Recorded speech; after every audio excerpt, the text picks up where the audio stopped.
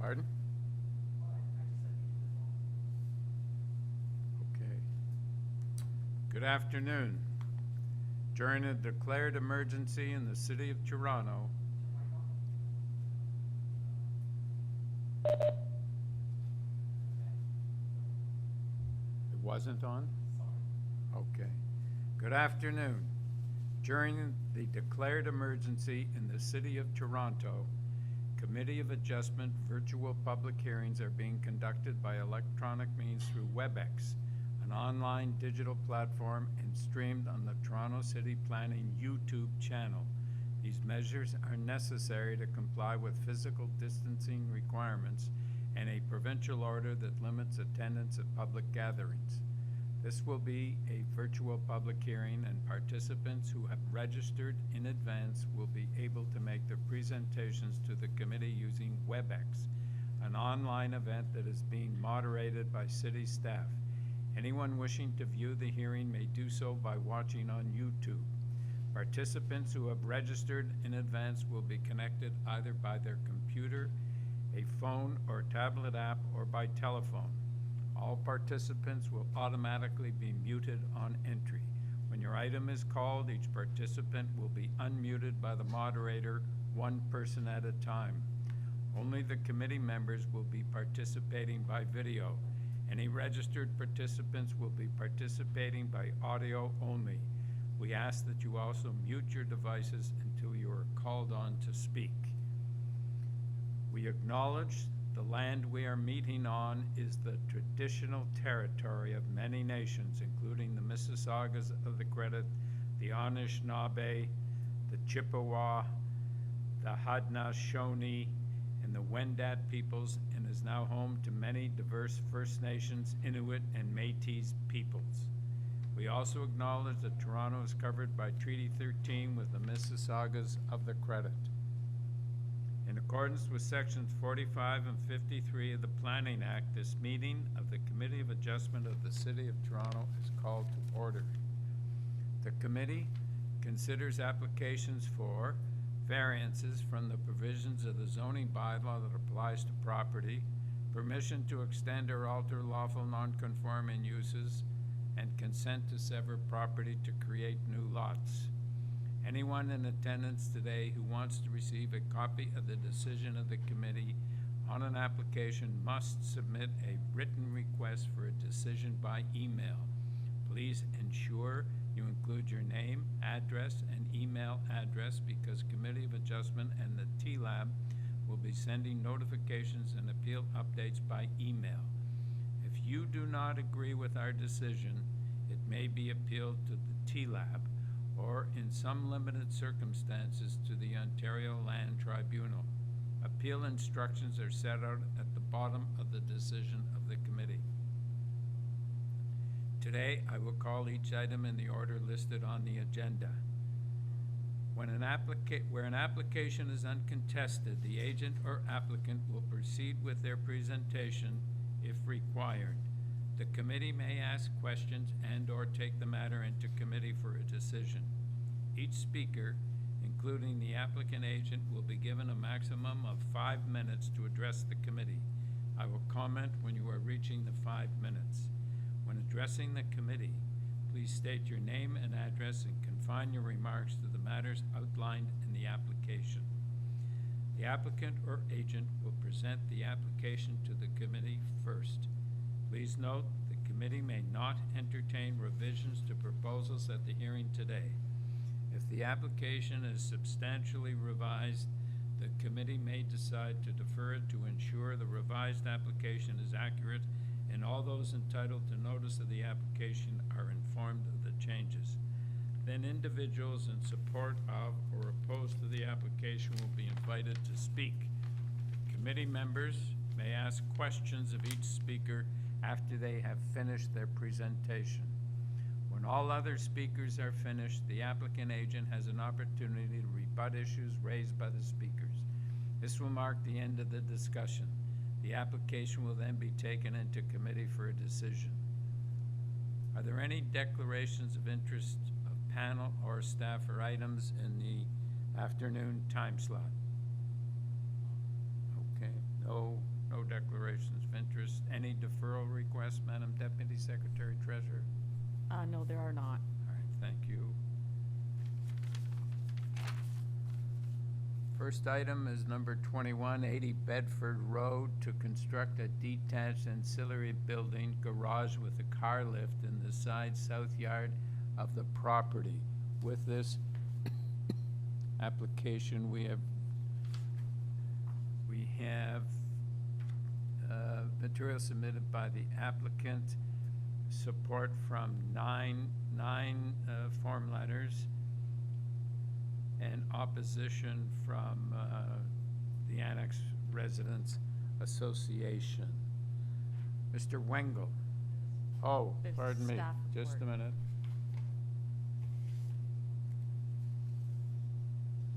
A staff report from Heritage Preservation as well. Mr. Wengel? Yes, Mr. Chair. Can you hear me? Yes, we can. Thank you, Mr. Chair. Richard Wengel, 102 Avenue Road. I'm the architect for this proposal. I believe we have a short presentation if you would like to hear it.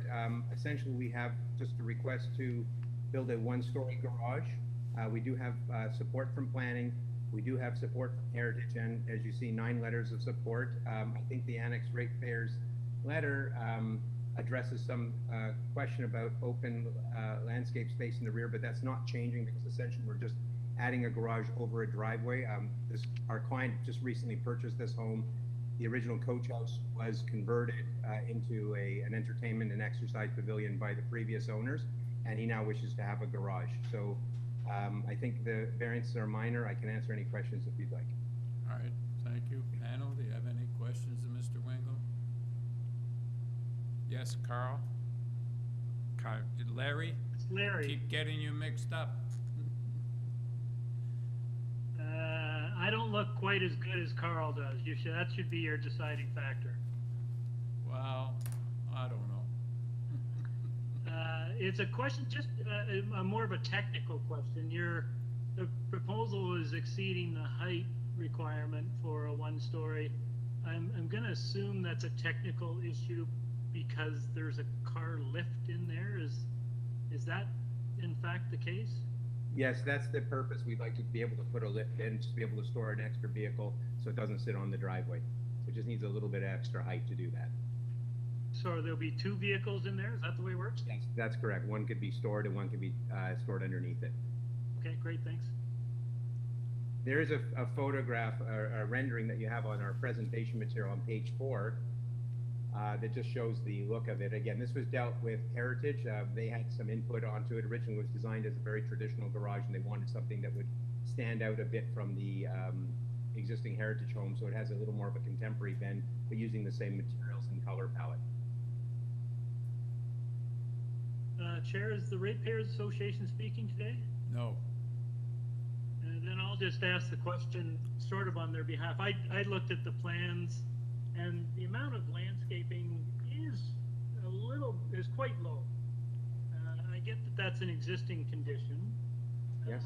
But I guess I just asked the question, is there any opportunity available to increase the amount of soft landscaping either in the side or in the backyard as part of this proposal or separately?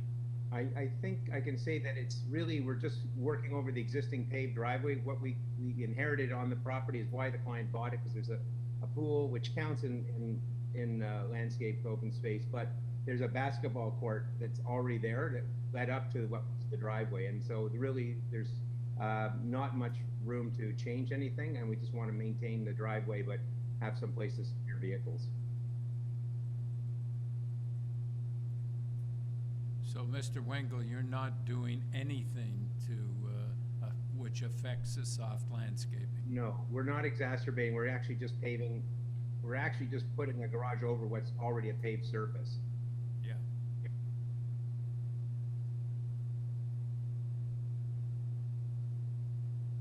Okay, panel, any further questions, or do we have comments or motion?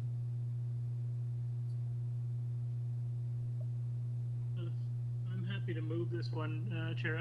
Unless my colleagues have, I mean, I am a little bit concerned of the really low percentage of rear landscaping, and it would be nice if the owner could find a way to maybe rehabilitate that a little bit going forward, but that's not before us. And it's an existing condition. It's an existing condition, yeah, so I guess we're stuck with that. I thought the actual plan for the garage, even though it exceeds height, I totally understand it, well designed. It's on the side yard, and there really isn't any impact on any adjacent neighbors. It's quite tucked away. I have no problem supporting this application as a result, so I'm happy to move approval. Do we have a There is seconder? heritage Carl? conditions. Sorry, is there heritage conditions, or is it just a heritage memo? Just a memo, I think. It's a standard It's a heritage condition? condition, I believe. Oh, Okay, which sounds like About they've already 55. satisfied. But yeah, so I'll move approval with with the heritage conditions. all right. Carl, you seconded? Right. All in And favor? I have to mention, Mr. Wingle, that your context rendering was so good, I thought it was real, and I was trying to figure out if the garage existed. I thought the same thing. All in favor? You have your approval, sir. Thank you.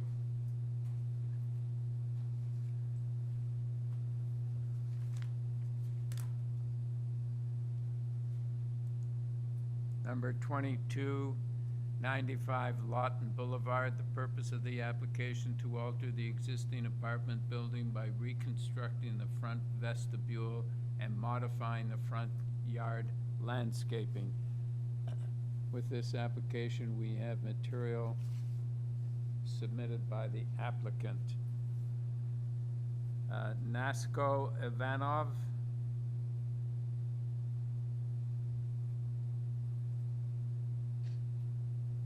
Good afternoon, everybody. Good afternoon. We have your name and your address, please, for the record. Yes, my name is Nasko Ivanov. The address for the property is 95 LAWTON Boulevard. We need and your it's address, sir. Pardon? Your address. It's 2727 Victoria Park Boulevard. All right, thank you. I don't think, sir, we need a presentation from you. It seems pretty straightforward. Do you have anything to say before we take it into committee? Yes, we have prepared a presentation, but just to quickly include a quick summary, we are restoring the existing condition. So the vestibule, the building, it's already in place. We are restoring it with the minimal modifications. So there's no increase in density, there's no increase in the shading, given that you have an existing 7-story building and the new vestibule is completely in its shade. We're not reducing the landscaping, we're proposing more landscaping than is currently there. Currently we have 462 square feet. We are proposing 545 square feet. Furthermore, we are proposing to add some fencing to hide the garbage area so it's not visible from the street. And that includes also some temporary bike parking for food delivery, etc. So it's an overall improvement for the community without any negative setbacks as far as we can see. And if you have any further questions, I would be happy to answer them at this time. Okay, panel, any questions, or do we have a motion? Yes, Aaron? Yes, I think this is really an improvement on the building and on the streetscape, and the variants are very minor. I would like to support this application. Okay. Carl, you seconded that? All Yep. in favor? All in favor? Aaron? You have your approval, sir. Thank you. Number 23-106 Prescott Avenue. And the purpose of this application is to construct a 1-story ancillary building, semi-detached garage in the rear yard of the property abutting the laneway. And with this application, we have material submitted by the applicant. Mr. Perez? Hello, good afternoon, Chairman and committee members. I'm Eddie Perez. We're the designers and agent for the owners. And we also have 104 Prescott, which is the same, they're both attached. So that's the next item. Okay. I thought maybe, All right, so let me introduce that, and we'll deal with them both at the same time. Okay, also number 24, 104 Prescott Avenue. And the purpose of this application is to construct a one-story ancillary building, a semi-detached garage in the rear yard of the property abutting the laneway. And again, the only material we'll have is material submitted by the applicant. Okay, Mr. Perez, could we just have your address for the record? my address is 537 Rogers Road. Okay, so I don't think that we need, seems reasonably straightforward. I don't think we need a presentation.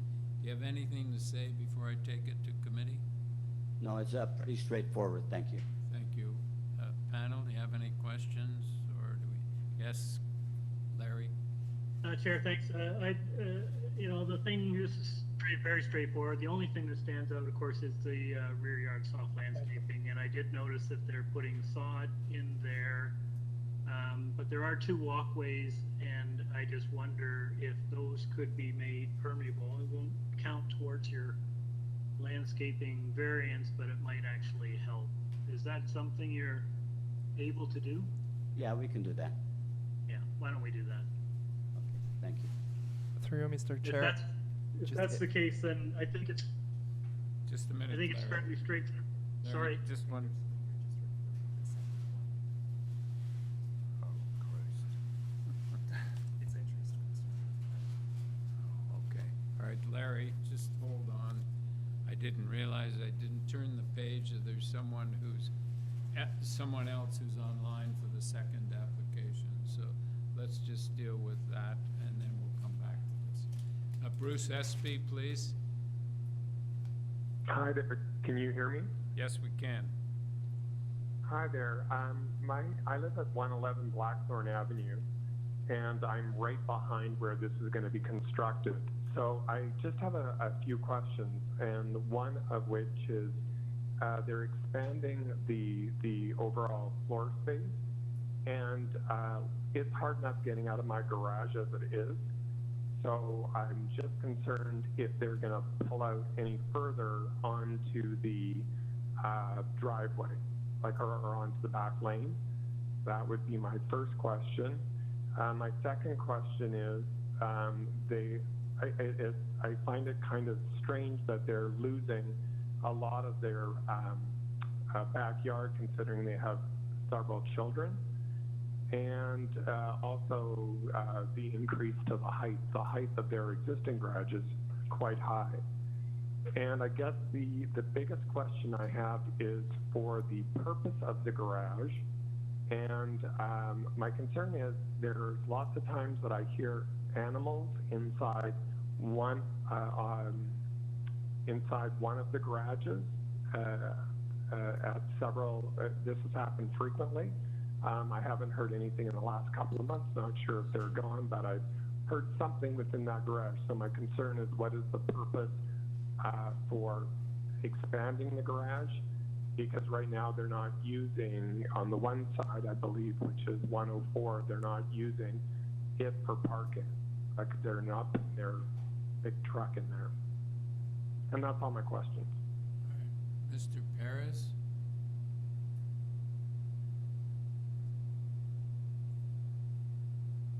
The variance in front of the garage as well, so we comply with that. So Mr. Perez, we didn't, Yes. you just sort of, we didn't hear the first part of your answer. Yeah, okay, as per the height of the garage, we're not asking for a variance. Also in front of the garage, we are not asking for a variance as well, so we're within what the bylaw allows. And as per the garage at 104, they're not putting the truck because it doesn't fit, so we're making this garage a little longer. So it is going to be used for vehicles. It's not going to be used for anything else other than vehicles.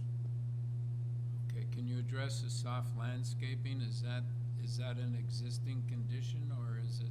Yeah, that's an existing condition, and as per the committee member, we can do the permeable walkway, which will make it a lot better for the drainage of water and such. So we're okay with all that. Thank you. All right, so we can come back to you, Larry. Sure, Chair. Thanks. I did hear the concerns of the neighbor, and I think they've been addressed. I'd like to move approval of this application. I think it's very straightforward. With the condition that the two walkways, one for each property, be constructed of permeable pavers. Should I bundle the two, Chair, and just approve both of them at the same time? Yes, Okay, then so done. okay. All right, Carl, do you second that motion? Yes, I am. Okay, thank you. All in favor?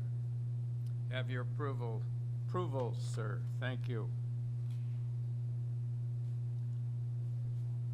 Where am I?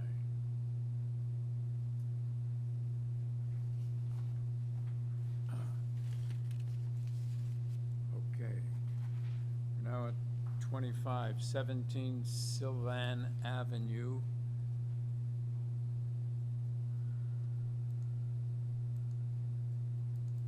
And the purpose of this application to alter the existing two-story semi-detached dwelling by enclosing the existing front porch. With this application, we have material submitted by the applicant, a report from planning, and 4 form letters in support. Mr. D'Oliveira. Hi.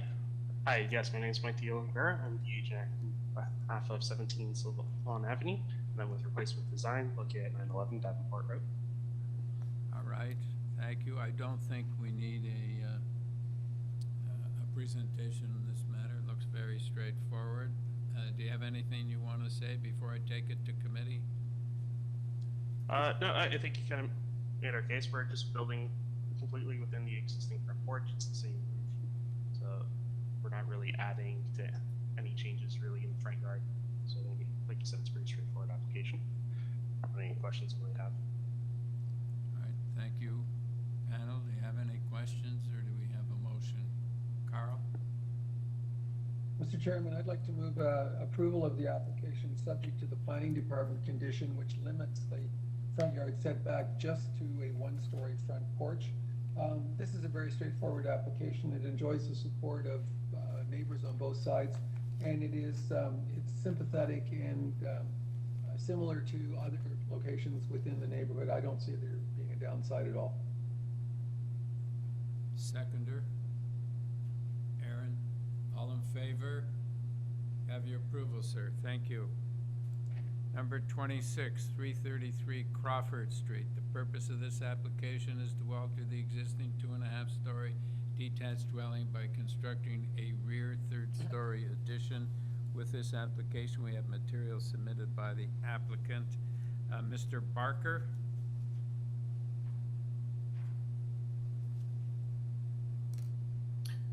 Hello? Yes.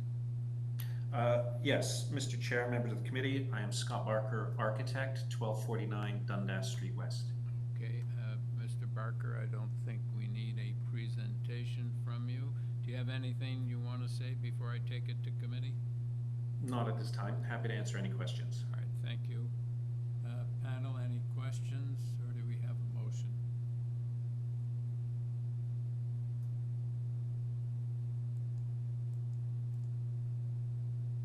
Chair, I'm happy to move motion. I think that, again, this is fairly straightforward. I don't think I looked at the design. Design seemed quite responsible and appropriate for the neighborhood.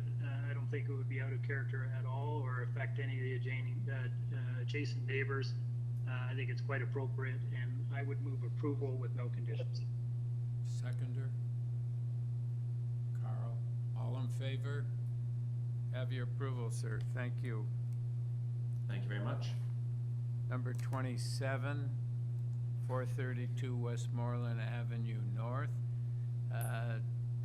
Purpose of the application is to construct a one-story ancillary building, detached garage with a carport in the rear yard of the property, abutting the laneway. With this application, we have material submitted by the applicant and 3 form letters in support. Mr. D'Oliveira. Hello once again. My name is Mike Rivera. I'm here representing 432 Westmoreland, and that's replacement design located at 911 Davenport Road. Okay, I don't think we need a presentation. Do you have anything you want to say before I take it to committee? No, we worked closely with planning. Originally, we had 6 variances, so we were able to cut it down by quite a bit. I think done what we could to try and make it in line with what's been approved in the area. There's similar approvals for more coverage and floor area for accessory buildings than what we're asking on Westmoreland itself. 431 and 433, they were both approved for 50 and 68 square meters respectively, so we're well within other approvals in the area. Opening any questions you might have. Okay. Carl, do you have a question? Yes, I do. A question of the applicant. The purpose indicates that this is a garage and a carport, but the drawings indicate there's a shed and a carport. Which is it? Or is it both? No, it is a shed and a carport. Our clients plan to use this shed for storage and their own personal enjoyment, but they like to do their own art, so this kind of be a storage / art space for them, and then they have the carport attached. Okay, thank you. Then, Mr. Chairman, do we need to change the purpose? I think so. Sylvia, can we change that to shed with a carport? Yeah, he indicated it's a shed. Yes. An enclosed shed and a carport. Yeah. Okay, we're gonna change it, Carl. Okay, do we have a motion? Carl? Mr. Chairman, I think this is very straightforward, and I don't see any downside to an approval. I would like to move approval without condition of the application with the purpose altered to read shed and carport. Right, thank you. Seconder? Aaron? All in favor? Have your approval, sir. Thank you. Number 28. Thank you very much. Have a good day. Thank you. 2811 Middleton Street. The purpose of the application is to replace the existing one-story ancillary building with a new two-story ancillary building, detached garage in the rear yard abutting the laneway. The ground level will contain 1 parking space, and the second level will be used for storage. With this application, we have material submitted by the applicant in 1 form letter in support. Ms. Cardozo? Hello? Hi. Hi. Can we have your name and address for the record? It's Sherry Cardoso, 11 Middleton Street, Toronto, Ontario. Okay. Oh, sorry. All right. Please tell us about this application. There is some opposition. Yes, we'd like to take down our existing wooden structure, which is basically not of any use at all. It leaks, the doors are wood, and put up a 2-story structure. The main floor would basically be for my son's car and his motorcycle. And the second story, my son is an electrician. He's actually doing an apprenticeship for sprinklers right now. So he's got tools. He has a table saw that he is paying storage fees for to store because we don't have room on premises. And we'd like to turn that into somewhere where he could keep his like his tools and things that he's paying for storage on here at home. So he'd have access to them. Okay, it's not a workshop, it's just a storage area? Yeah, it's basically just gonna be a storage area. Okay. Panel, any questions? Carl? Question to the applicant. If that's the basis for your application, you wouldn't have any concern with us putting a condition that the building is not to be used for habitable space? Oh, no, it won't be. It won't be. Okay. All right. Judy Oleszewski? Options, press 9. I tried to call her, but apparently we're on her have sent her an email as well, and she's not in attendance for now. Okay. Walt Gerlato?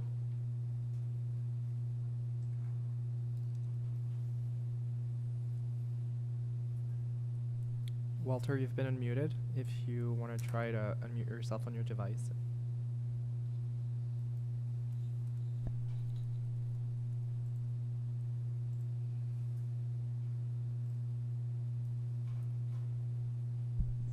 I do have your phone number, so I'll try to give you a call right away.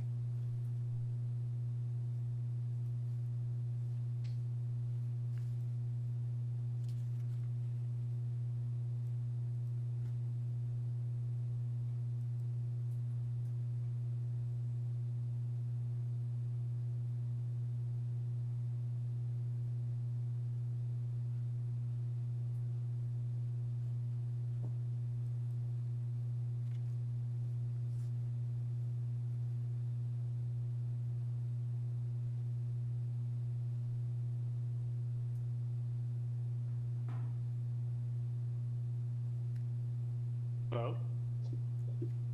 Mr. Gerlato? One moment.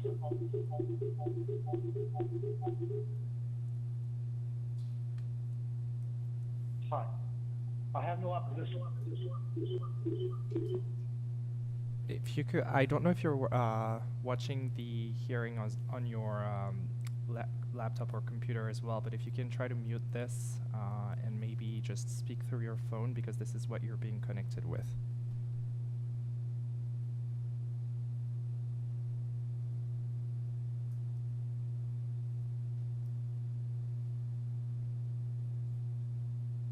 Is he still there? Or did you cut?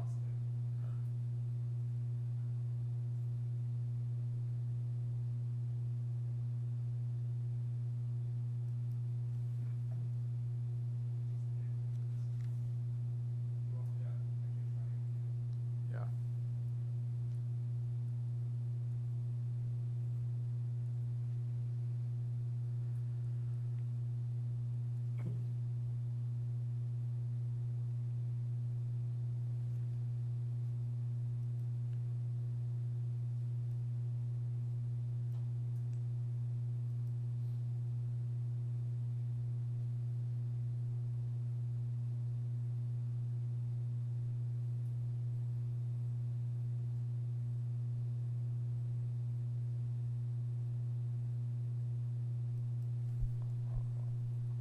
Hello?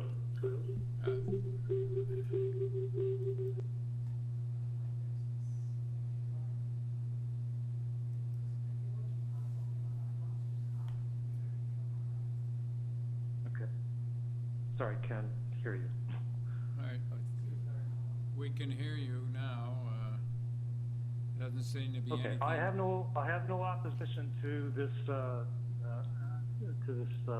application.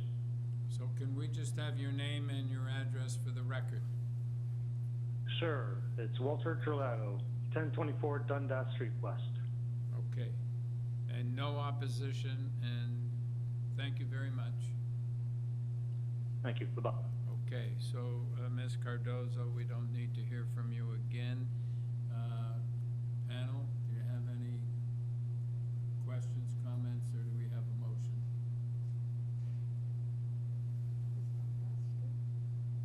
Well, Chair, before someone puts a motion forward, I'm just going to, again, restate my concern about applications for two-story garages for the purposes basically of storage. I sympathize with the applicant, but there are hundreds, if not thousands, of others in Toronto that probably have similar situations where they have to find other storage. So I just don't think that's a legitimate and reason for exceeding the height of a garage. As I've stated before, if it's a public purpose like laneway suites or other things that are more of a community good, I think it's reasonable to exceed the height, but in these instances, I don't agree with it, so I will not be supporting this application. Okay. Do we have motion? Carl, Aaron? Yes, Carl? Mr. Chairman, I must respectfully disagree with Larry on this one. We don't agree on the issue. I understand his reasoning and support the reasoning. I just think that in dense urban situations, the case that was put forward by the applicant is quite reasonable. She's trying to, excuse me, accommodate a son who is trying to start a new career by providing him space both for his vehicle and for his equipment. I don't personally see that the garage in this particular location is an encumbrance to any of the neighbors. I don't think it sets a negative precedent, so I would like to move approval of the application, subject to the building not being used in any way for habitable purposes. Okay. Aaron, would you second that motion? Yes, Yeah, okay. I agree with Cal. I'm okay with the. All in favor? Garage being used. All in favor? Carl, Aaron? All right, and Larry, you oppose it? Okay. Your approval passes 3-1.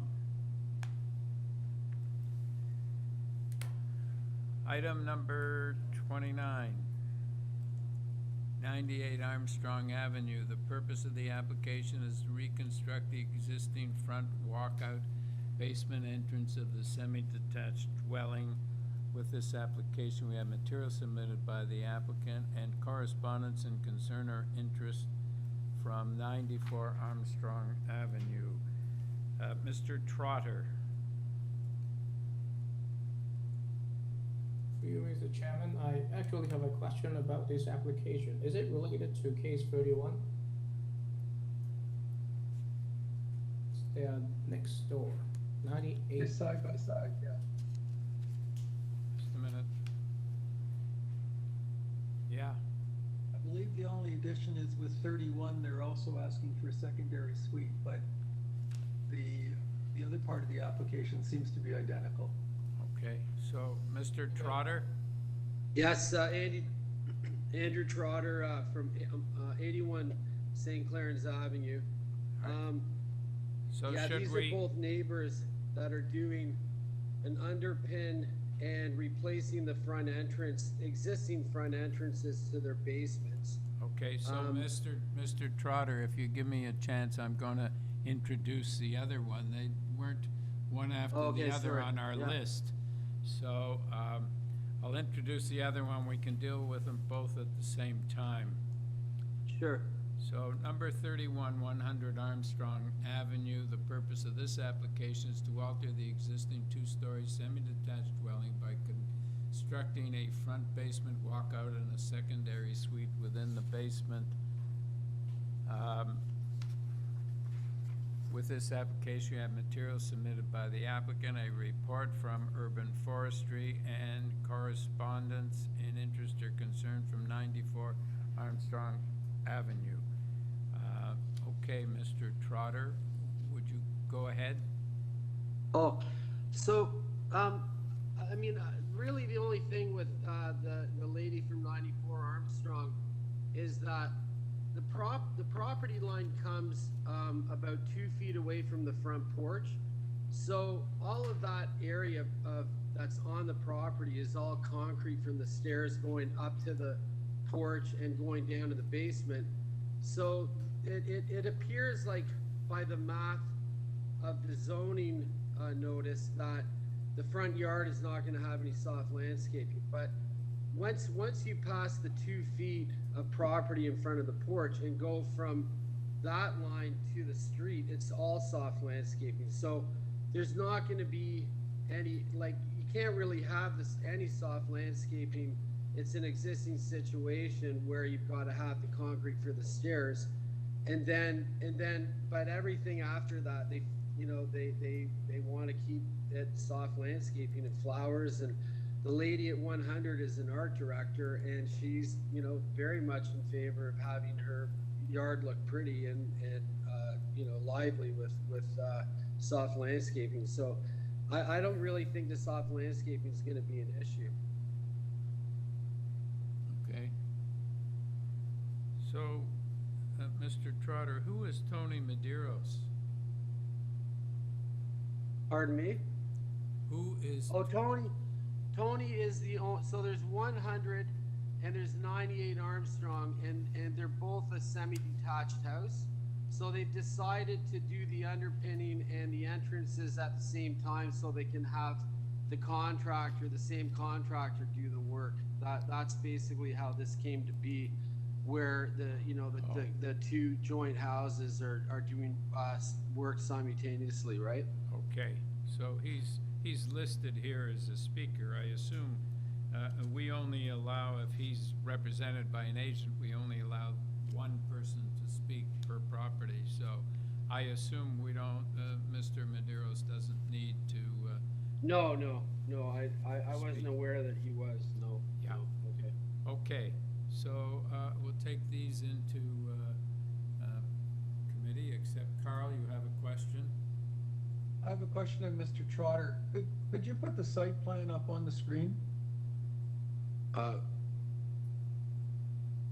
Yes. Is the chain link fence line the street line, or is the street line further into your property? Oh, actually, the chain link fence, that actually was left from an earlier survey that was not accurate. Actually, I should have had that removed. The street line actually goes quite a bit out past that. Yeah, that's a good question. My question was the entrance to the porch on that drawing. The entrance to the porch is from the stairway that extends furthest into the street line, right? Yes. Okay. The one that extends furthest into the street line goes to the basement, and then the other one goes up to the porch, correct? Yes, that's correct, yes. Okay. It seems to me that if you were to do nothing other than to install a planter between those two stairways, and if you were to install a planter between the one stairway and the property line, the shared property line, you'd have some landscaping. Is that a possibility? Absolutely. No problem at all. I actually emailed the clients and said that that's something that we could propose for sure. Yes. Have you got, I don't want to propose a wording that is going to create a problem for you down the road, but I would like to see you, because it looks possible without interfering with what you're planning to do, for you to introduce planted materials in the front yard. I don't know that you want to change the variance because we'd have to figure out how big the planters were. But I do think that in response to the objector, you could actually make the front yard look better with planters. I think that unfortunately I've left that chain link fence in.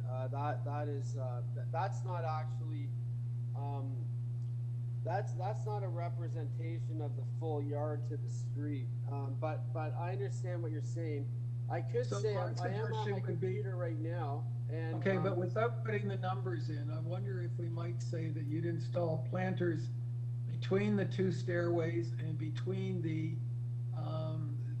side lot line and the stair to the porch. Okay. And that would be those two rectangles that are shown on this drawing. Yes, we could do that. Yeah. Okay, thank you. So, Yeah. Carl, are you talking about permanent planters? Am I talking about, sorry? Permanent planters or just a flower pot, big flower pot? No, I'm talking about actually installing planters, putting planters there and putting planted material in them. I think that the objector raises a good point. It is a very tight site and there isn't a lot of space to work with. But as we all know, in cities like New York City, for instance, they have this condition all the time and they address it normally by putting planters in and installing plant material in them. I think that's a reasonable solution here. Sure. Okay. I don't think there'll be any problem. There is no problem with that. I've actually already discussed this. It's just, I mean, I have been through this several times with the committee where, we are downtown and these tiny little areas often, we end up with zero soft landscaping. But You know what, really, truthfully, yes, I did discuss this, and that will not be a problem to put in something like that, for sure, yeah. I just. Okay, thank you. All right. Okay. Madam Deputy Secretary Treasurer, does a planter count as soft landscaping? My understanding is planters are not. But if they're permanent, I'm not sure if they would be considered as soft landscaping. Okay, but, so we don't, Carl, I think for the purposes of a motion, we just say it's a condition, but we don't know whether it affects soft landscaping or not, but in any event. But Mr. Chairman, if it's planted material, with due respect, if it's planted material, it's soft landscaping. The only time the issue of soft landscaping becomes questionable is if it's a form of paving. If this is planted material, it'd be soft landscaping. What I'm recommending is that the applicant put 2 planters in. Now, to do this properly, we should identify how much soft landscaping that is and adjust the variance. I don't think that we have the time to do that today. The applicant doesn't seem to be that concerned with the issue, so I'm just suggesting that as a condition that we add 2 planters, so that we propose that the application have 2 planters in the front yard, notwithstanding the fact that in reality, the site would in fact have some front yard landscaping. Okay, so why don't you make the motion? Mr. Chairman, I would move approval of the application subject to a condition that the planters be installed, one between the 2 stairways, one leading to the basement, one leading to the main floor, and a second planter being installed between the stairway that leads to the main floor and the side lot line. Okay, do we have a seconder? Aaron, all in favor? You have your approval, sir. Thank you. Thank you very much. Number 30, 185 Pickering Street. The purpose of this application is to construct a new 1-story ancillary building, a detached garage in the rear yard of the property abutting the laneway. The existing garage will be demolished. With this application, we have material submitted by the applicant. Mr. Moscal.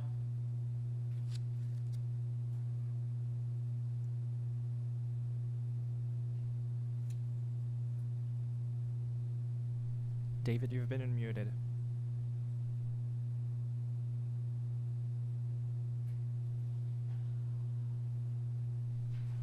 All right. I'll try to give you a call at the phone number that we have on our register. You hear me? Yes, we can. Yeah. Can we have your name and address, sir, for the record? Dave Moscal, 14 Augustus Terrace, Toronto. Okay, so there is some opposition, or at least somebody else on the line. Would you please give us a brief presentation? Sure. Owner proposes to remove existing 1-car detached garage at the rear of the property and replace with a new 1-car detached garage close to the existing laneway. The existing garage was built before 1960. It does not allow the owner's van to be parked inside. A larger garage will accommodate parking and storage. The relocated proposed garage will give more rear yard open landscape space and increase amenity options. This will provide improved uninterrupted sightlines for adjacent neighbors. Constructing the garage closer to the laneway will bring it consistent with 10 other existing detached garages. Also note that the existing laneway is 35 feet wide. That's the concrete area, and which is rare in a neighborhood where the norm is usually 10 feet or 3 meters. A wider laneway helps with visibility for access of vehicles to and from garages. A garage built close to the rear property line laneway will not impede visibility for drivers. Also, we have 30 letters of support. We're just building a condition that exists in a laneway and making a garage larger so that he can actually use it and increasing landscape open space. Randall, do you have any questions? Yes, Carl? Mr. Chairman, through you, to the applicant, Have you had any discussions with engineering about variance number 3? And the reason for the question is the engineering department always objects to a variance such as this and asks us to maintain the 2.5 meter distance from the original center line of the lane. This is the only time I can remember where they didn't object. And I just wanted to know if you've had any discussions with them. No, there's been no correspondence that this was a concern at all. Okay, then perhaps there's something unique in this case. Thank you very much. Okay. All right, Jillian Cole. Hello, I'm on the line. Hello, can we have Hello? your Hello? name and address, please? It's very hard to hear you. Can you hear me now? Yes.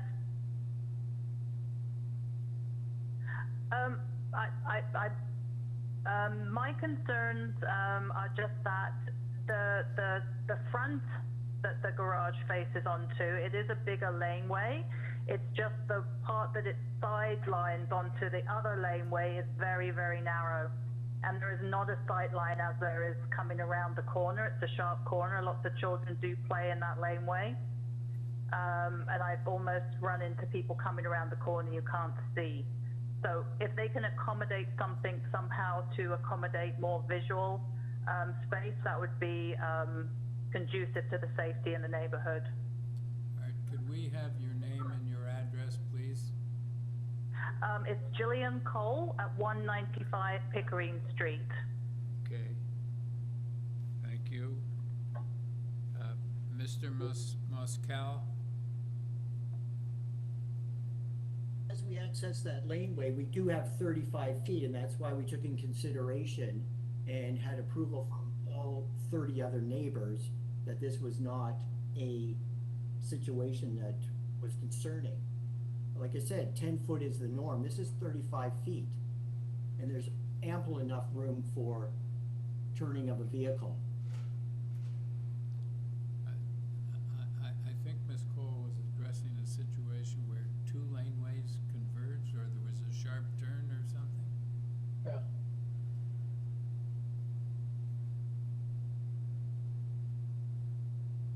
Do you know what she's talking about? Let's bring up the site plan.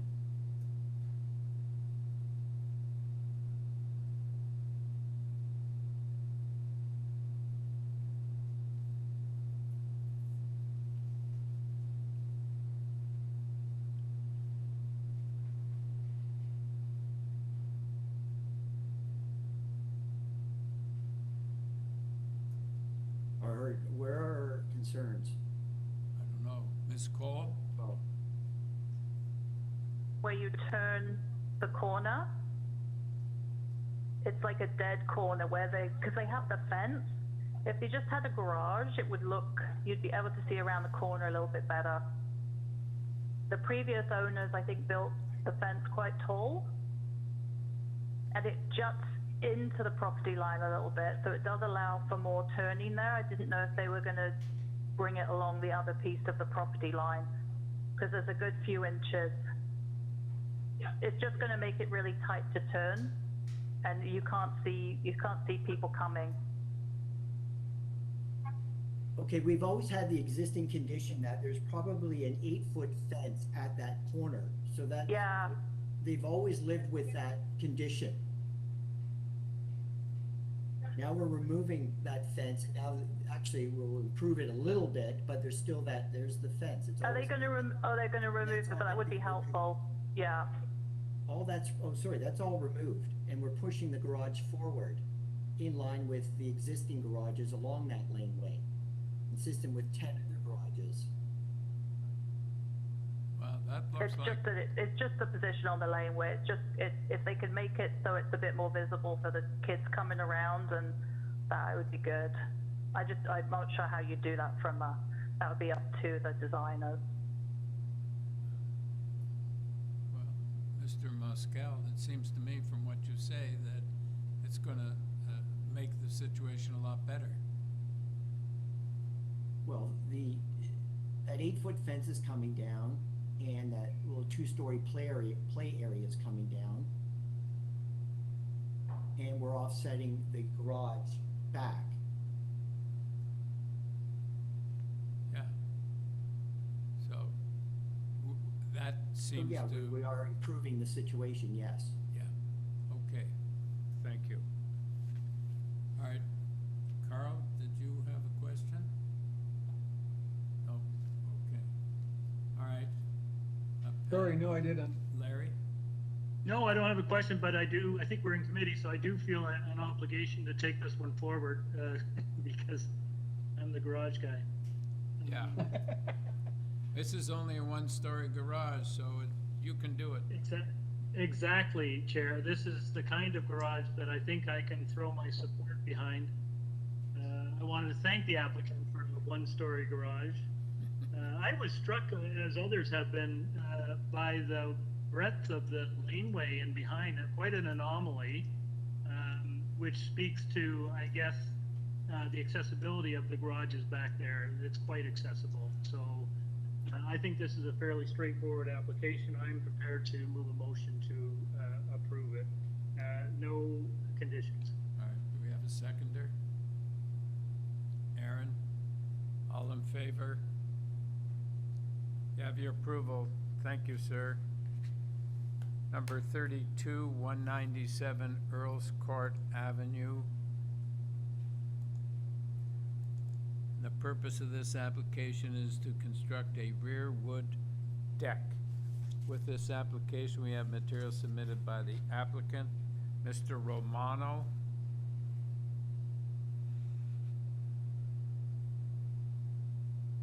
Good afternoon, Mr. Chairman. Franco Romano, Action Planning, 2095 Autumn Breeze, Port Credit.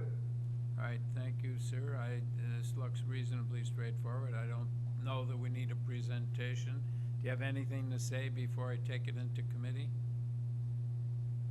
Yes, sir. Just to highlight the fact that the rear yard in this case is fairly compact. The existing hard surface is existing.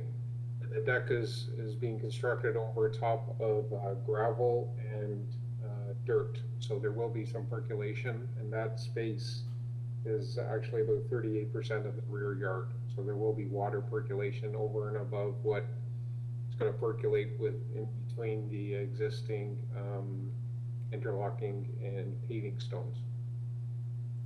Okay. Any questions, panel? Okay, do we have a motion? Aaron? Based on the conversation and the presentation, I would like to support the application. Okay, we have a seconder? Yes, Carl, all in favor? Have your approval, sir.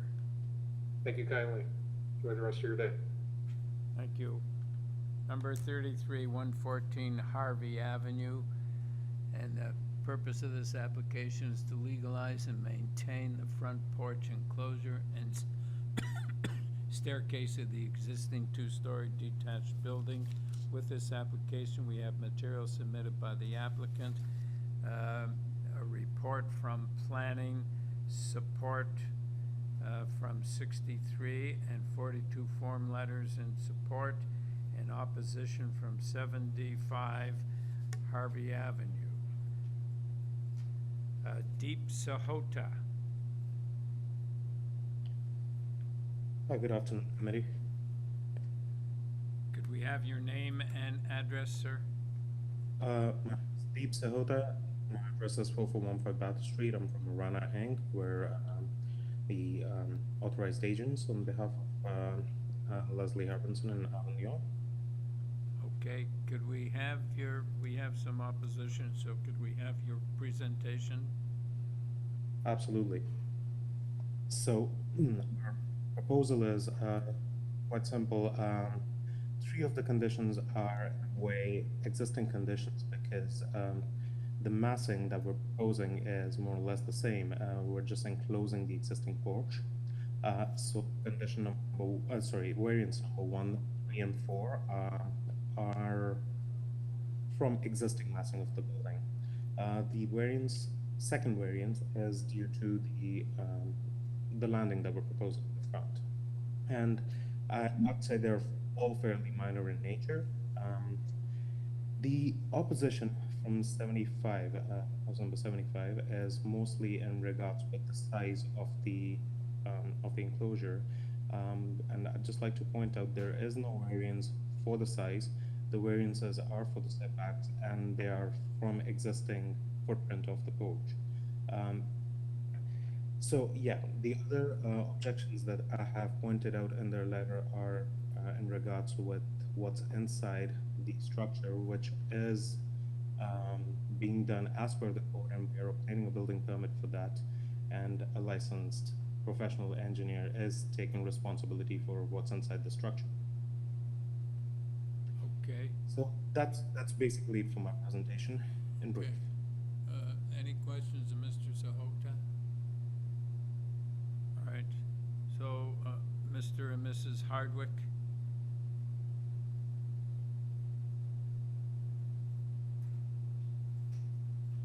Hello? Yes, can we have your name and address, sir? Yeah, it's Anthony Hardwick at 75 Harvey. Yeah. Okay, what are your concerns about this application? My concerns are it's basically the entire structure.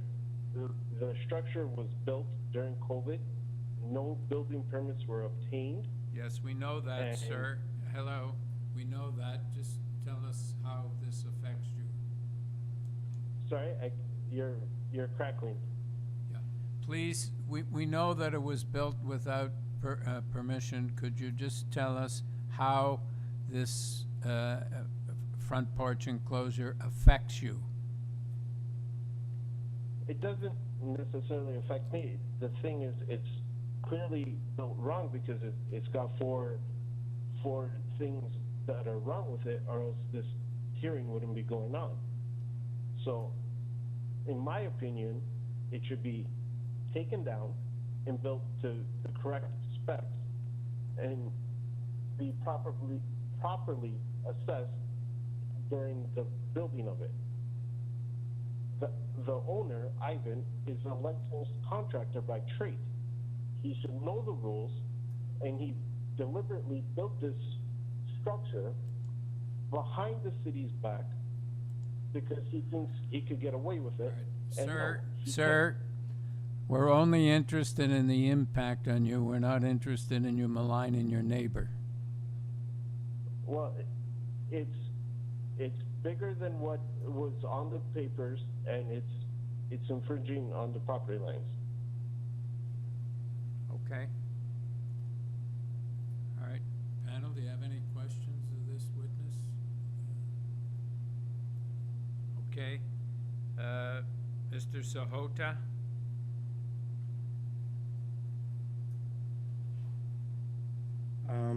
Just to address some of his comments real quick, you mentioned that it's bigger than what's permitted. As I mentioned in my presentation, we are maintaining the footprint. We're not increasing the size of the addition, and I'm not quite sure what specs he's referring to, but it's built as per the codes, and a licensed professional engineer is taking responsibility that it's built as per the codes. Okay. Panel, any great? Yes, Larry? Yeah, I guess I just have to ask the question. So, was the structure and any related work done inside the building? Did it require a building permit, and have you acquired one? Inside the building, no. There was a door, there was an existing door from the porch to the building that was framed in, and we created a bigger door right next to it, and that's basically it. But inside of the actual building, no, there was nothing there. Okay. Thank you. No problem. So, yes, Carl? I presume you needed a building permit to enclose the front porch, is that correct? That's correct, yes. And did you receive one? No, we're actually awaiting an approval from the Committee of Adjustment, and based on that, we'll get a building permit. but we've already applied for it. We received some comments, including these zoning variances, which we're here for. We've addressed all the building comment related, all Ontario Building Code related comments, and the examiner seems to be satisfied with it and has removed it from the letter. So the concern that one of the objectors has, that it's not being built according to code and it should be torn down and rebuilt. In fact, you are going to go through a building permit approval and inspection process, so therefore it will absolutely be built according to code. Absolutely.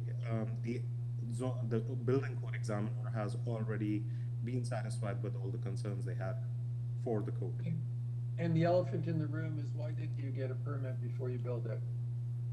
I believe it was just during COVID, and the homeowner decided to go ahead with the project, and I just think they were not aware of what the protocols were during COVID. All right, thank you. All right, do we have a motion?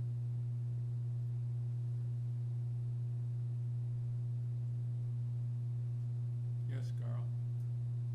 Mr. Chairman, unless my colleagues wish to make other points, I would like to move approval of the application. I think, in fact, it does address the concerns of the people that are in opposition. The 3 of the 4 variances are existing conditions, so they exist there with the porch as it currently was before the enclosure. With the enclosure, you need 1 further variance. I'm recommending that we approve that, and subject to the planning condition, which limits the front yard setback to the 1-story front porch. Right. Seconder? Yeah, I'll second it, but just with a comment that, you know, these are situations that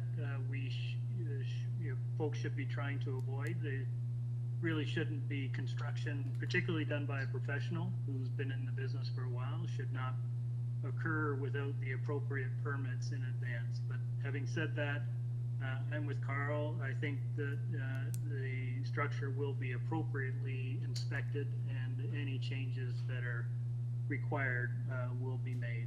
So I'll second it. All in favor? Mr. Chairman, could I add one point? In Yes. previous decisions where there's been a case like this, we have recorded in the minutes that this committee neither endorses nor condones development without appropriate approvals. And I would recommend we put the same statement in these minutes.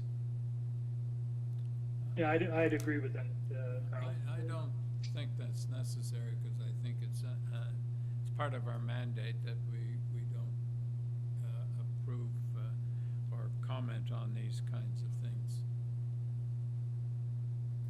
Madam Deputy Secretary Treasurer, am I correct that it need not be inserted? Through you, Mr. Chair, I believe there have been those kind of remarks made in more recent time by committee members as for the record. Okay, well, if you want, put it in the record. I don't think it's necessary. Yes, we've done it before, Chair. Yeah. Yes, we have. Doesn't mean we were right before, nor it doesn't mean we're right now, but we'll put it in. Number 34, 1 King's College Circle. Purpose of this application, my computer went kaflooey. Okay. Purpose of this application to alter the existing 7-story institutional building known as the Medical Sciences Building by constructing service equipment and screening on the rooftop mechanical penthouse. With this application, we have material submitted by the applicant. Ramsey Lung.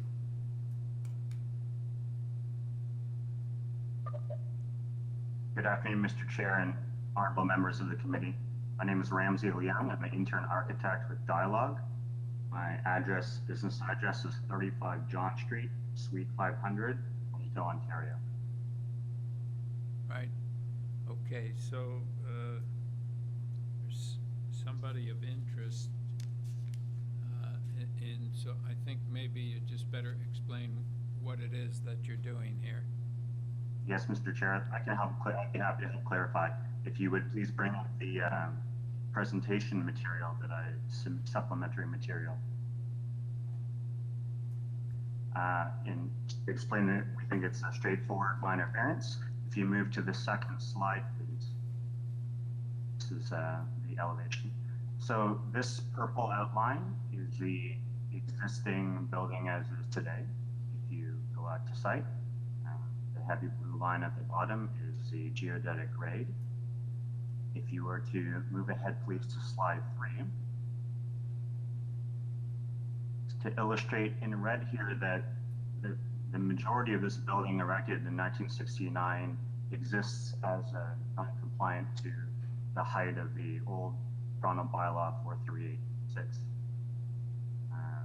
Our client at the University of Toronto is proposing to build a new laboratory within this medical sciences building, which requires new mechanical penthouse and equipment. And simply, we are asking to match the existing height of the building.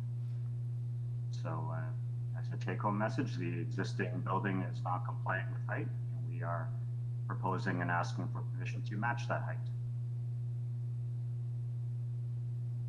And we have had discussions and correspondence with Heritage Planning and others at the Planning Department in Toronto who are aware and are in approval of these materials we've submitted. And that can be seen on the 5th slide, just as a point of reference.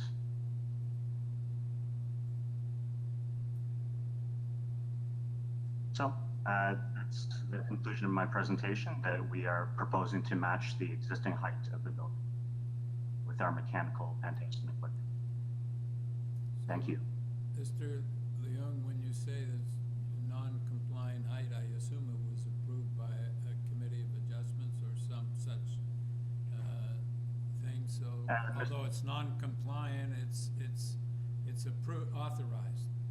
It's authorized. It's legally non-compliant, sir. It's been the existing 1969 building is legally non-compliant to zoning bylaw 43886. Okay. And that is the variance to which we are requesting.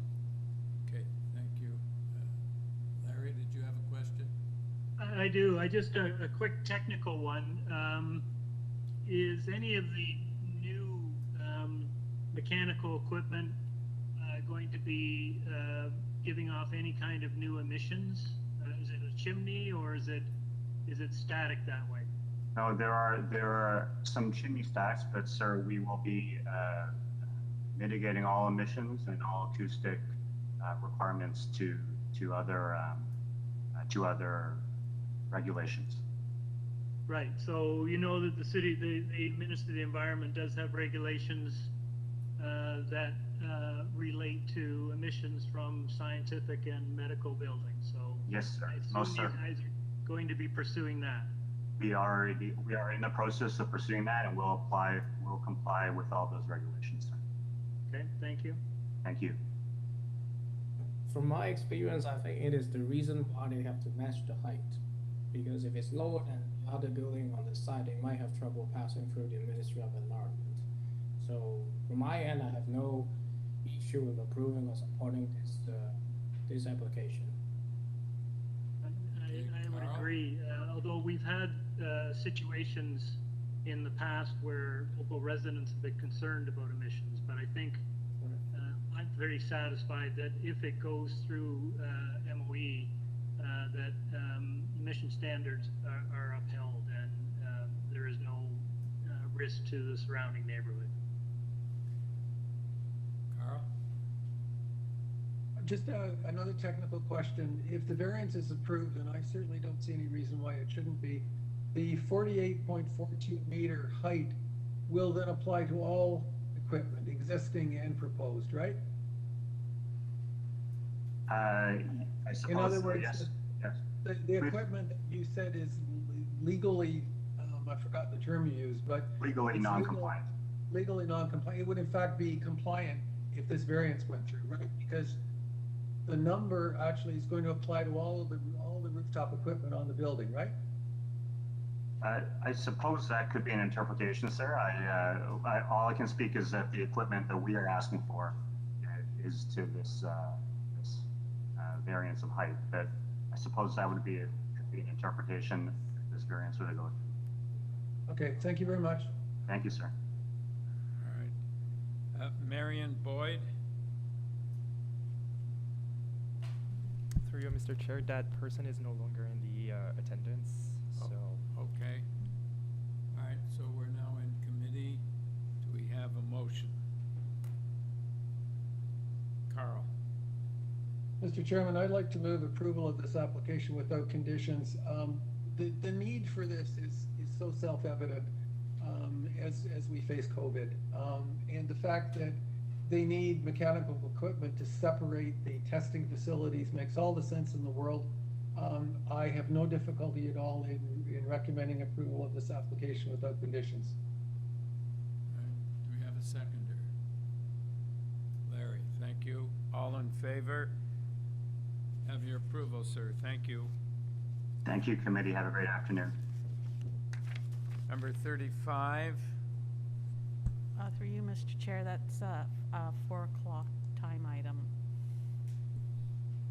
Oh, We're early. so they're not here yet, you don't think? Is anybody here on the 4 o'clock list?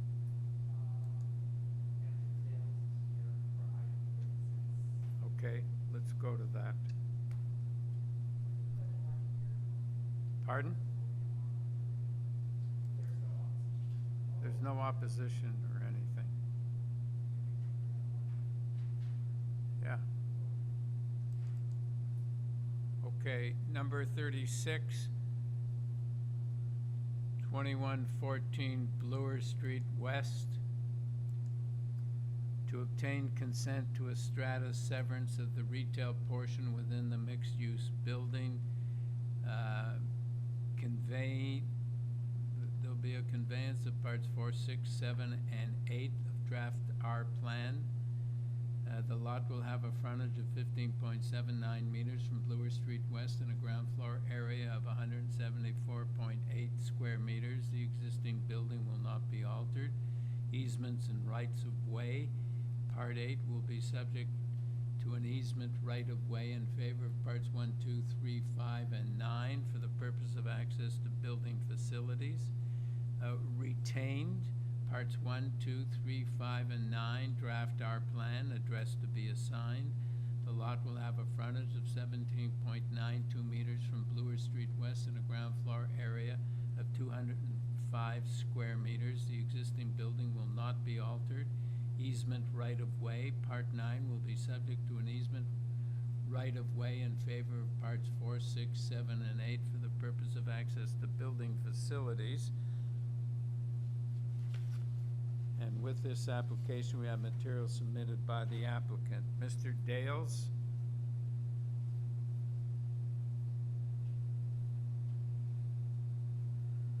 Hello. Hello. It's Andrew Dales here. Yep. Can we have your name and address for the record, sir? Yes, Andrew Dales, Dales Consulting, 147 Liberty Street. Okay.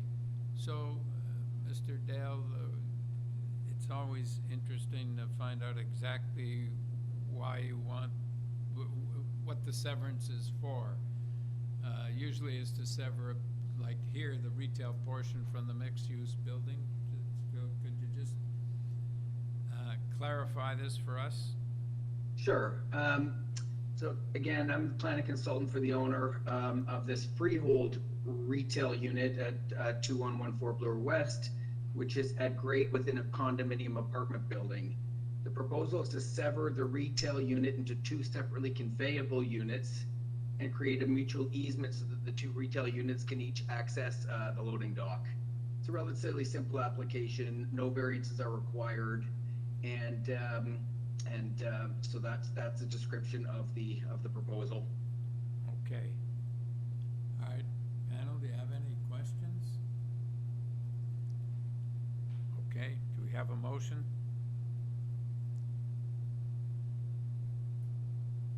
Chair, I'm happy to do it. This is a very technical severance, and I'm assuming that the proponent has had discussions with city staff on this one, and seeing no comments, negative or otherwise. I think it's fairly straightforward, and I'm happy to move approval. There was engineering conditions Standard conditions. included in the March 11th, 2021 memo. So I would move approval subject to the conditions contained in that memo.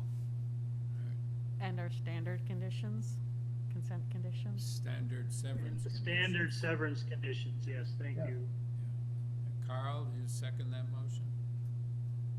Yes, I am. Yes, okay. All in favor? You have your approval, sir. All right. Are there any other ones that we could deal with? How about the grassy? There's only no opposition. Nobody online?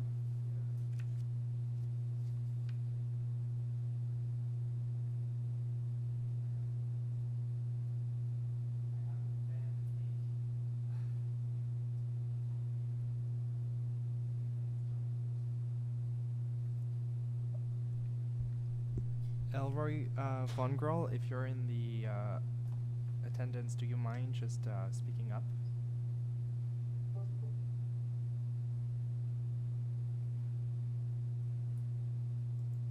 Right.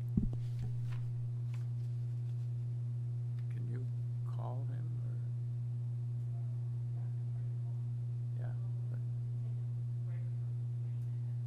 Yeah. But we might be able to deal with this one.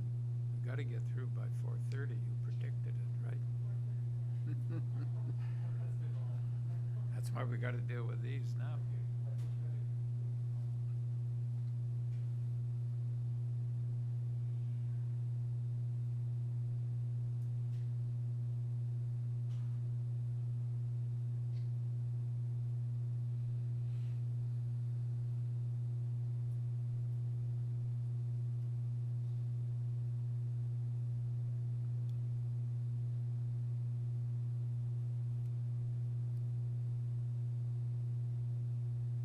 Don, we're having trouble hearing you. Are we taking a break, or are we just? Well, I'm trying to find, we're at the 4 o'clock list. So there was one person online, so we dealt with that one, 36. So there's another one unopposed, 38. We're seeing if we can raise that person by phone. Otherwise, we're gonna have to take a break till 4 o'clock. But we're just waiting to see if we can find this person and deal with that application. Elroy, if you're in the attendance, do you mind speaking up?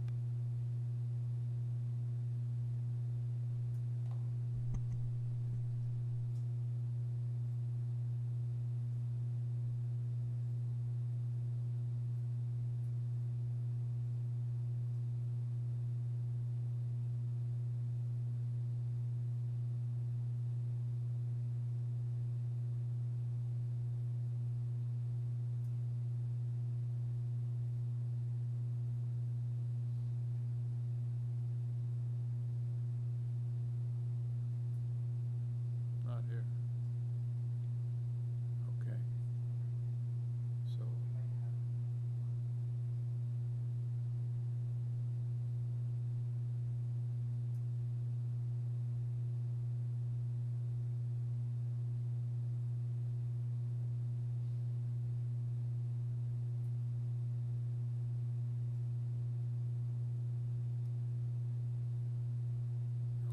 Okay, so we take a break till 4 o'clock. Okay, we're taking a break till 4 o'clock. Okay.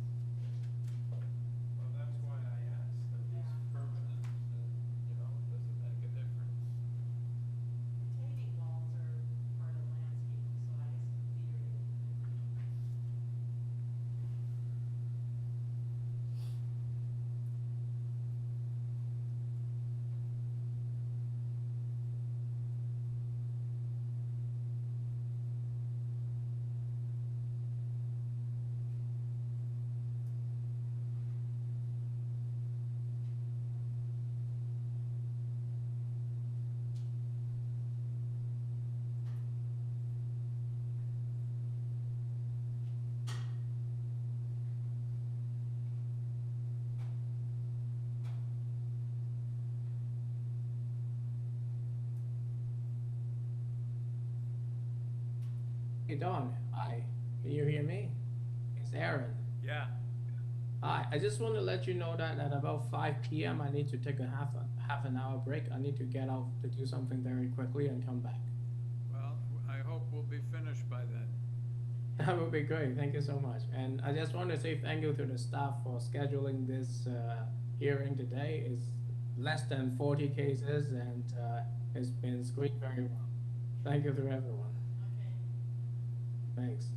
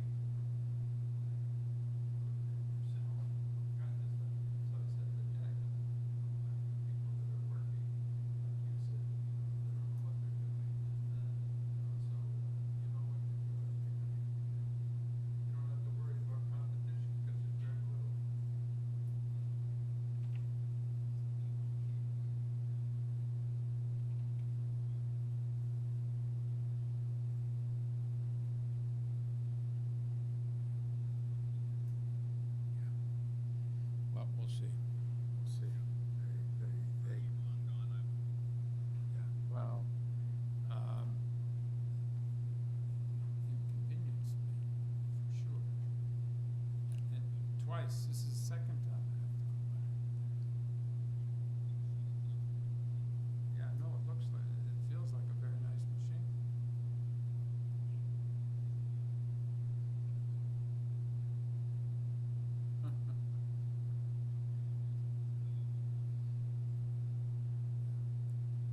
Okay, all right, so,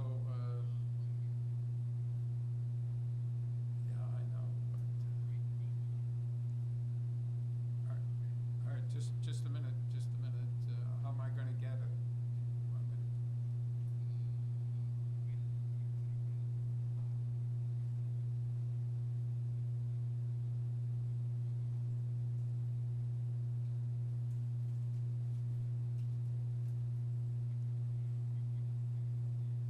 No, not today.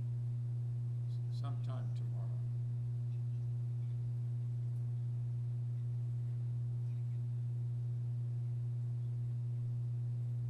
Yeah. Okay. All right. So would you call me tomorrow when you're all ready, and then we'll make arrangements for me to pick it up?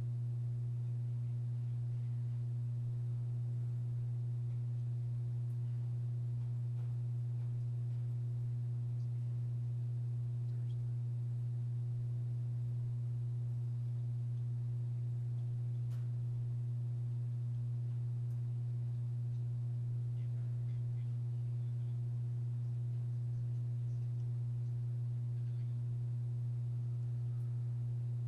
Okay, all right, would you, give me a note as to the right one, so I don't screw up? The right software we need.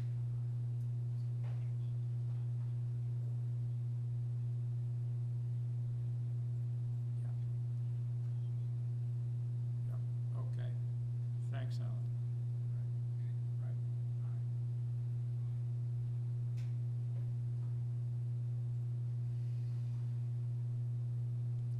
who's got experience with Best Buy?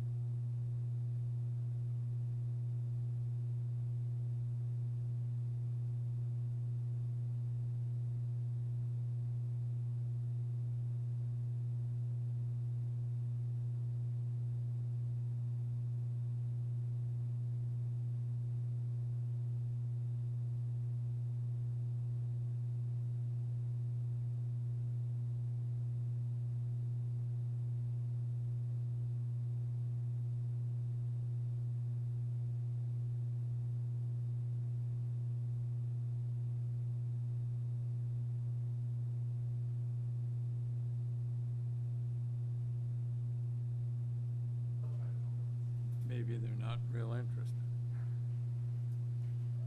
Okay, so let's start. Okay, we're now going to do number 35, 12, 14 Bishop Street. Purpose of the application is to construct a 3-story detached dwelling with an enclosed mechanical penthouse and a green roof. With this application, we have materials submitted by the applicant, correspondence and support from 45 Berryman Street and 6 Bishop Street, and correspondence in concern or interest from 10 and 24 Bishop Street. Mr. Bronskill?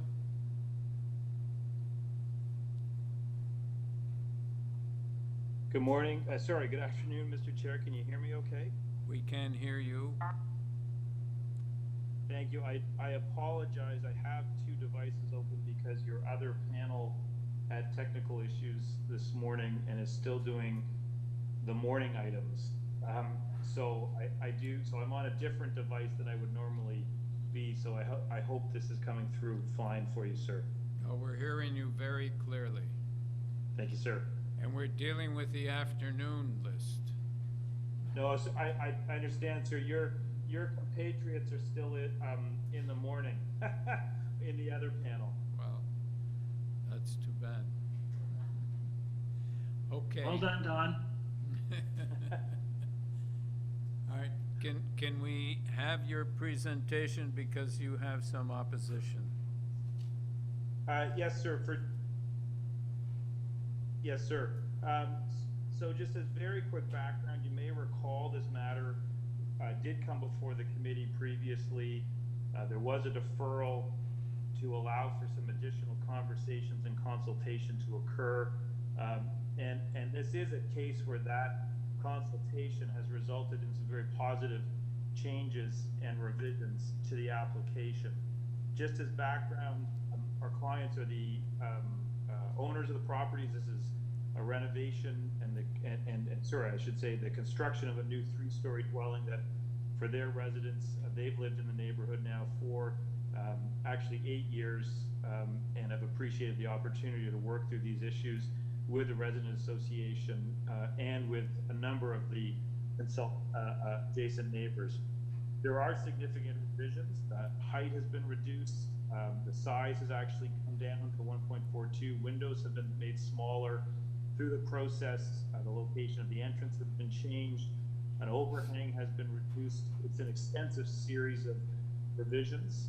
The parking is no longer a variance, and even leading up, sir, to this hearing, space on the plans around the parking space has been included for the garbage bins in response to some concerns from some neighbors. Overall, sir, there is a full presentation package in front of the committee.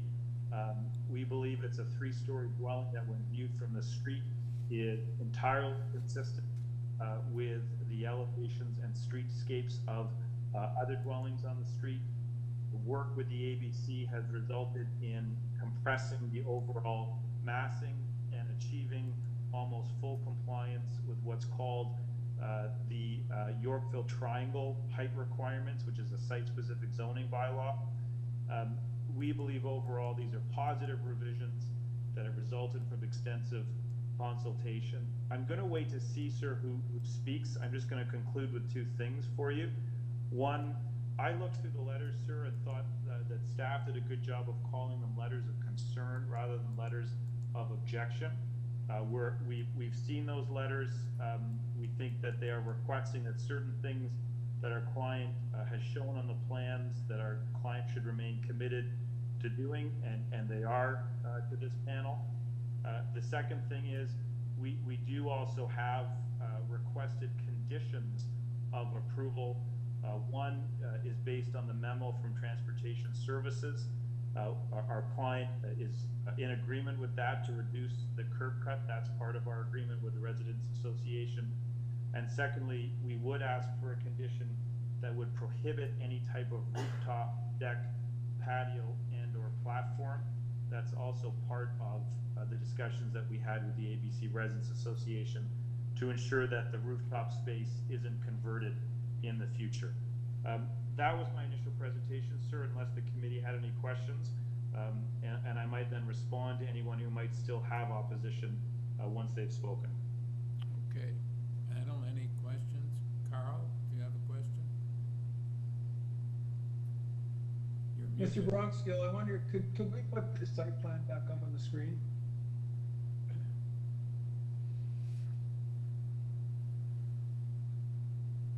Just to clarify, one of the objection letters has to do with this curb cut.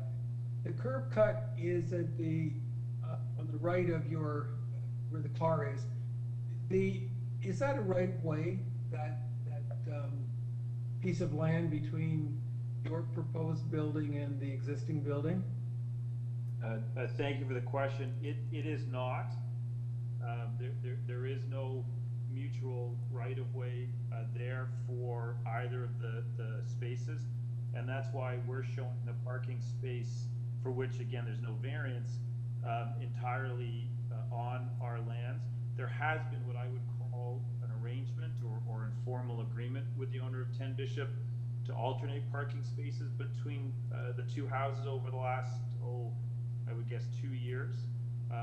But there is no right-of-way or anything like that, and that's in fact why Transportation Services has requested that curb cut be narrowed. Who owns that strip of land then? If the site plans back up, it's each owned by the two properties. So they each own a piece of it, is that right? Yeah, if you can see where the blue is for the parking space, sir, that's entirely on our client's lands. Obviously, that's entirely owned by our client, and this would create a parking space there. There is no similar parking space on number 10. And so what Transportation Services has said to us is close up that, or at least apply to Transportation Services to close up the existing curb cut space, because it shouldn't be there for number 10. Okay, the reason for my question is I was trying to determine who had the authority to request closing that curb cut. So you own that piece of that strip of land, do you, or does the adjacent owner own it?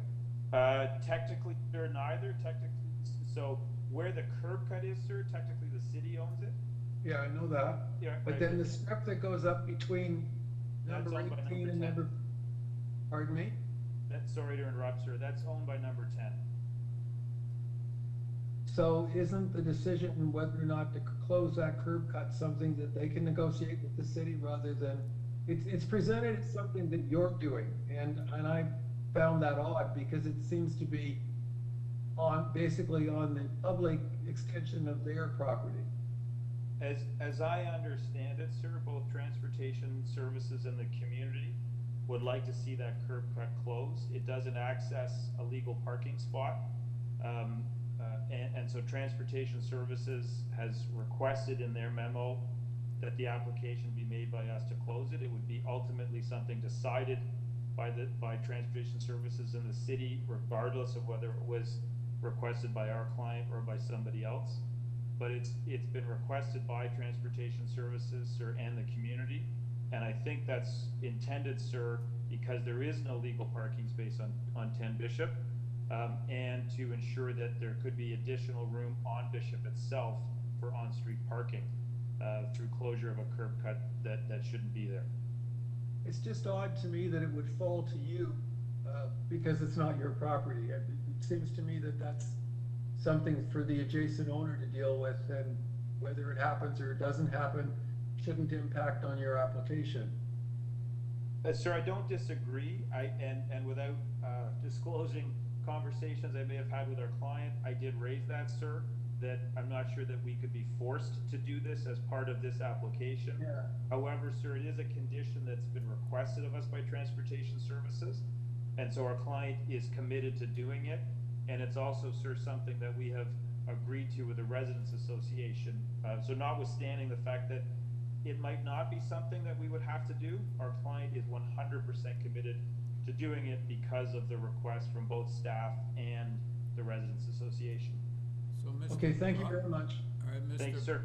Mr. Bronskill, if number 10 Bishop says they don't want it closed, and you, number 12 and 14, have no right to interfere with my curb cut,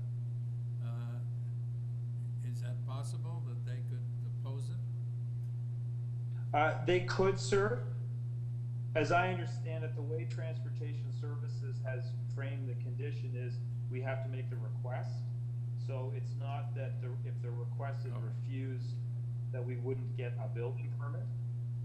And secondly, sir, ultimately, it's not something that can be appealed.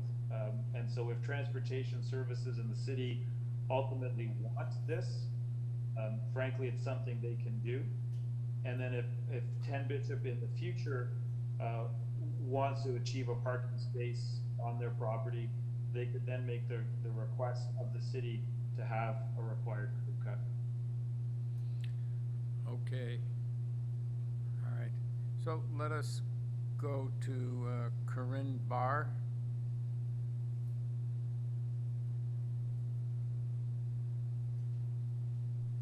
Through you, Mr. Chair, Ms. Barr has left the attendance. Okay. Wen Huang, Mr. and Mrs. Huang. Nope. Yes, we are. This is a Wen. This is Wen from 10 Bishop Street. Hold on a sec. Yes. Hello, can you guys see me? We can hear you. Hello? Yes, we're waiting for you. My name is Wen. I'm 10 Bishop Street, the owner of 10 Bishop Street, and we're a neighbor of 1214. So we expressed concern about closing the curb cut in front of us.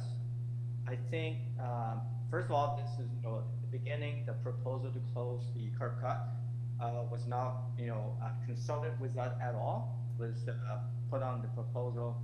And secondly, we think the closing the curb cut is not beneficial to the neighbors because it's actually only saving half the parking spot, but it potentially, we could have more parking spot on the street without closing the curb cut in front of us. Well. Hello, hi. I'm the wife of Wen, and I'm also the owner of 10 Bishop Street. So if you look at a physical distance, even you close that part of the curbs, actually there's no way we can squeeze another car there, right? But the end result is that only leave us one more car to competing with other neighbors because we have to park on the street. So we think the proposal does not benefit anyone. Like all the neighbors who need to park on the street will be worse off. Well, this is not something, we can't deal with the curb cut, so I think you have to take it up with the Transportation Department. Yeah, but we're still very negatively impacted by your proposal. And not only us, all the neighbors on the street who need parking. Because right now, we share parking, but now, with this closure, there will be one more car competing on the limited space on the street. But if you look at the distance, yeah. right now, Hello. From Listen. The of the street, Yeah. And they are eight car spots. Even you close All right. Miss Huang. Miss. And you only save half a car, right? So you cannot accommodate another car, but only leaving one competing the space. All right, Ms. Huang, it's not our proposal. We don't have anything to do with it, and I don't think it's within our mandate. It's something you have to take up with the owner of 12 and 14 and the Transportation Department. Do you have any other concern about this application? I think that's the only concern we have, closing the curb in front of us. Okay. No, we don't have one. All right, thank you very much. Jacqueline Moss? Hi, my husband and I live at 119 Davenport. So Can we we're at the have- back of the house. You can see, Can we have your name, please? oh, Jacqueline Moss. Yes, okay. What are your concerns? Our concerns are, and we're unable to tell from what was just presented if this has been addressed. But what our concerns are we basically abut it, and we can see very clearly into 12 and 14. And we would not be supportive of it taking a larger space of the property or being higher. Because it literally looks right over our yard. Okay, so you're objecting to the height variance? We're objecting to the height variance and any variance that would increase the size of the property, of the house, of the structure. Okay. All right. Thank you. Mr. Bronskill?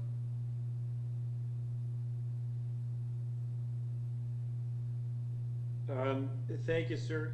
If I could beg the indulgence of staff just to pull up the elevation that shows, the side elevation, sorry, that shows the, and it might be in the presentation materials that Mr. Wengel's office put together, that it just shows the red line of the, what's sort of, I think, called the Yorkville height bylaw. I think we've got it labeled as the Yorkville triangle height requirement. There's a side elevation if you keep going slightly. Apologies.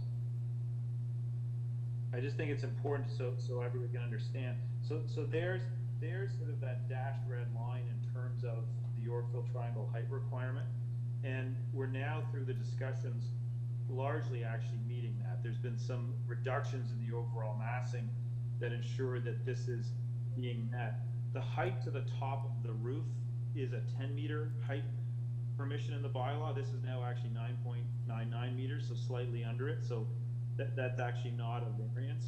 The variance for height is that wall height variance, going up to the 9.7, and it's because portions of the building obviously exceed the 7.5 meter wall height, but it's in keeping with the overall Yorkville triangle height requirement. There is a variance to the old bylaw height of 7 meters, but that frankly is a fairly old bylaw height requirement, and under the old bylaw, it's frankly just an adjustment from 10 meters to 7 meters after 11 meters of building length. So we actually, just for the last speaker, this is something contemplated by the bylaw in terms of what's before the committee. So we clearly think that the very small projections we have to this Yorkville triangle height requirement, as well as the small additional heights for certain areas for wall height, mean that it's a massing that in fact steps away from her property and isn't going to have any type of privacy or overlook impacts on them. It's in fact the type and both the type of built form that's found commonly in this neighborhood, and so therefore I think that's why it's now the objection from the Residents Association has been removed through all of these revisions. All right. Mr. Bronskill, I hate to revisit this curb cut, but are you going to be, are you or your client going to be joining with the neighbors to try and get this, or I don't know what they're doing. I don't know what they want to do, but they appear to. Yes, sir. I mean, go ahead. On the sorry, sir. On the curb cut, I can only say that Transportation Services and the Residents Association have, frankly, asked us both to make this application, and so we are following the wishes of both Transportation Services staff and the Residents Association.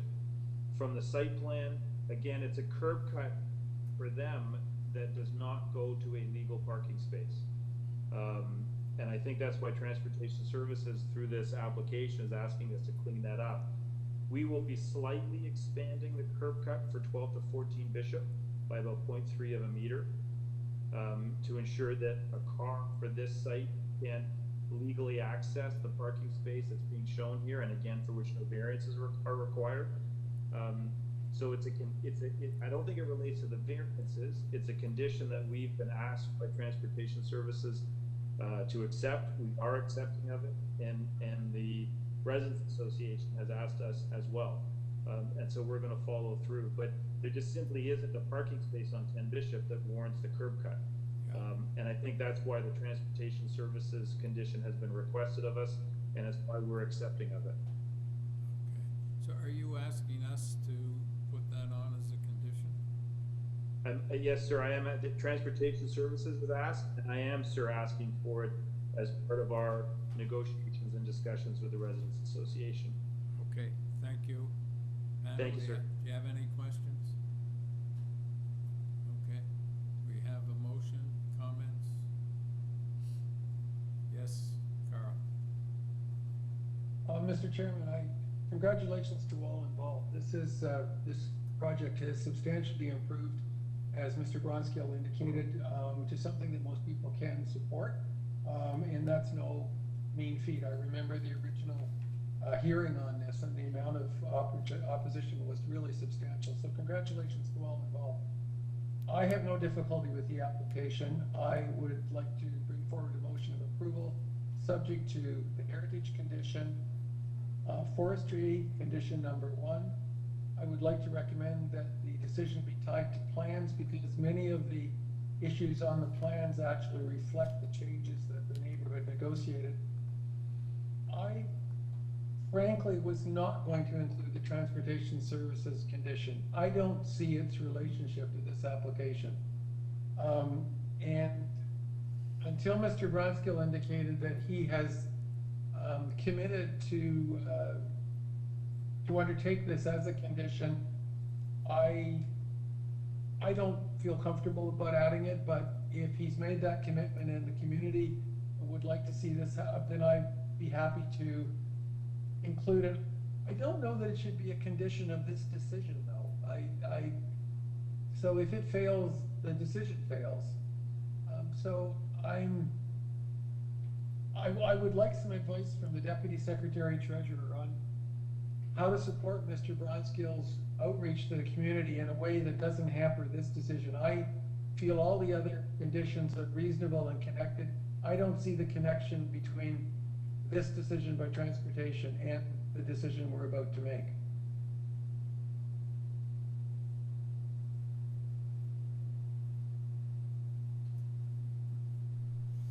Interesting dilemma.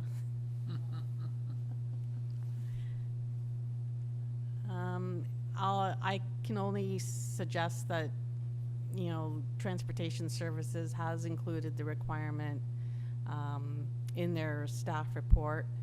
I think ultimately, whatever condition is imposed, it's to the satisfaction of Transportation Services, whether it is in front of number 10 Bishop, or it includes the adjustment to the curb cut in front of the subject property.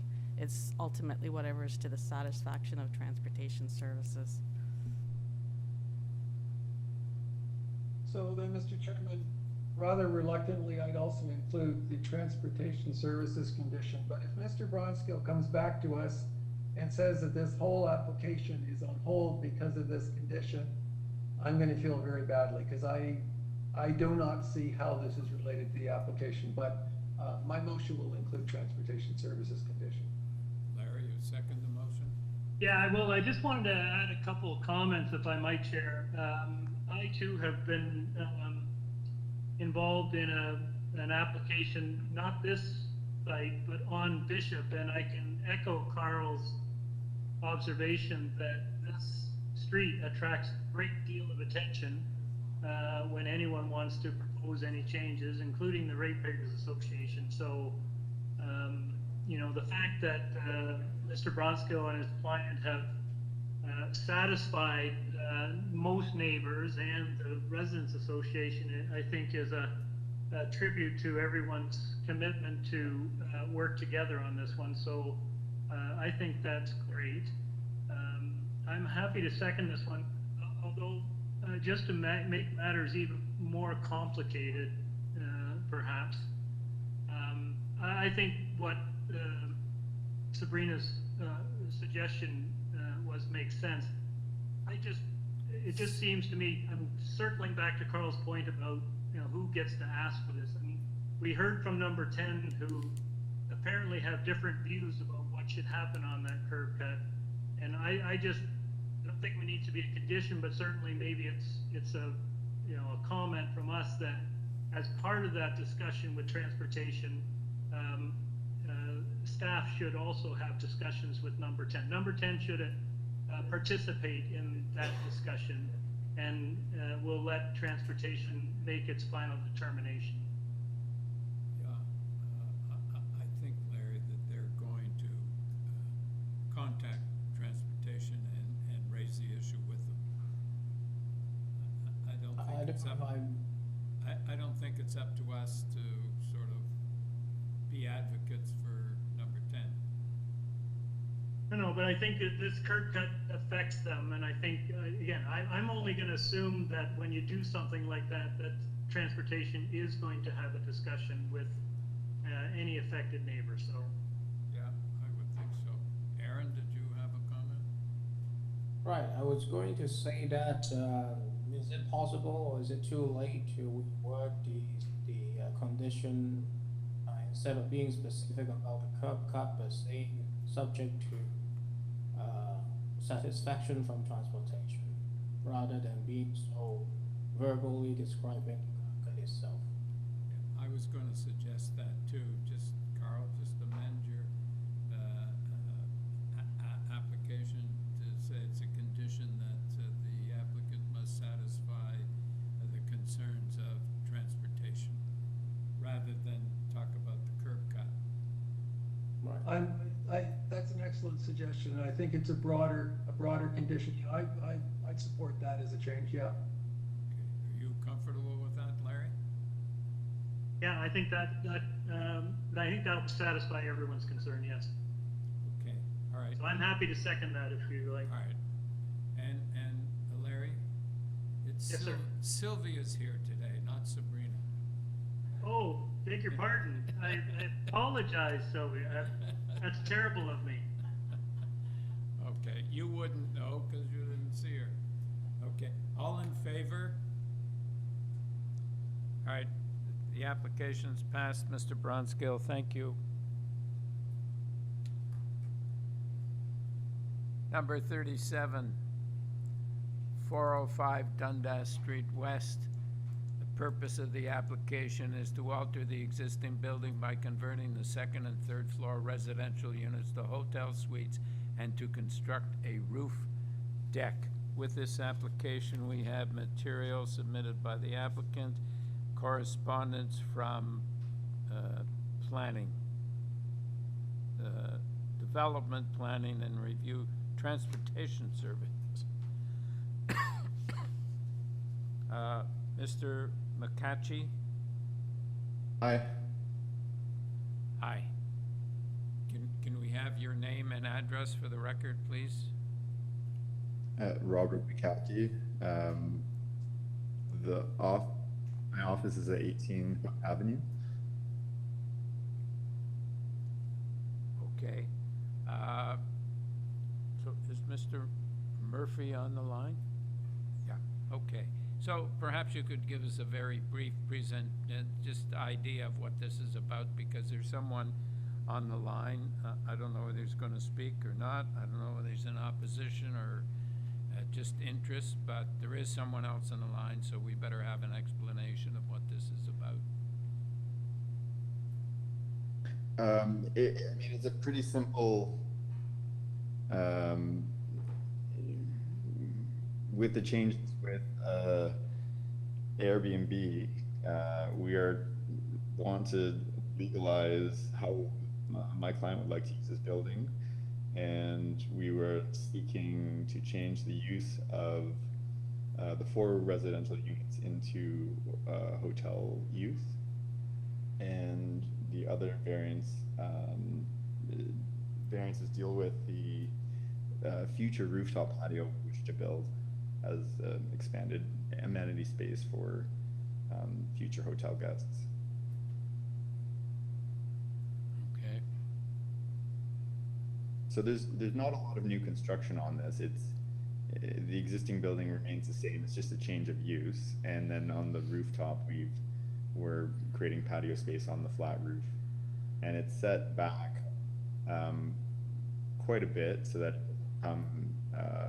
there's no overlook issues. There's not really any change from the street frontage, how you'd see the building. Okay, all right.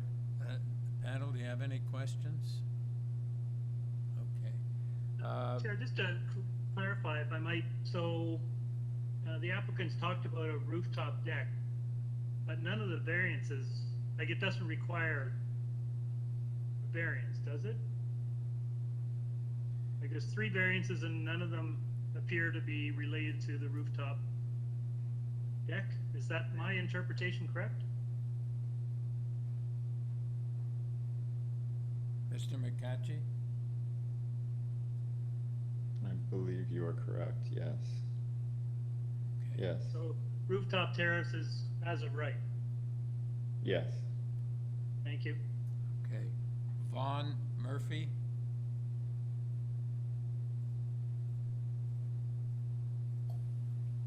Can you hear me? Hello? Hello, can you hear me? Yeah, we can hear you. Okay, excellent. Thank you very much. My main concern was on the timing. I'm a current resident of one of the units. Mr. Murphy, we can hear you, but we can't understand you because it's very garbled. Do you have 2 devices on or something? Is this better? Is this better? Not really. Sorry, I might check my mic.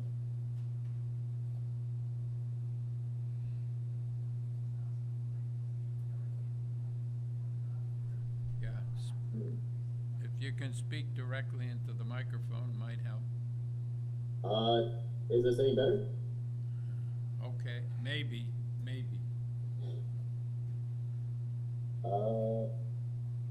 Is that any better? Yeah. Tell us what your concerns are, if you have any. My main concern with this proposed change of use was noticing on the timeline. I'm a current resident here and was wondering if this would interfere in terms of being able to go throughout my entire lease contract, or I'm sorry. I'm sorry, sir. We can't really understand you. So. Maybe if you can use a headset or something, sometimes it helps. Can you use a headset or something to try and get a better audio? I'm trying to, and it's not letting me. Okay.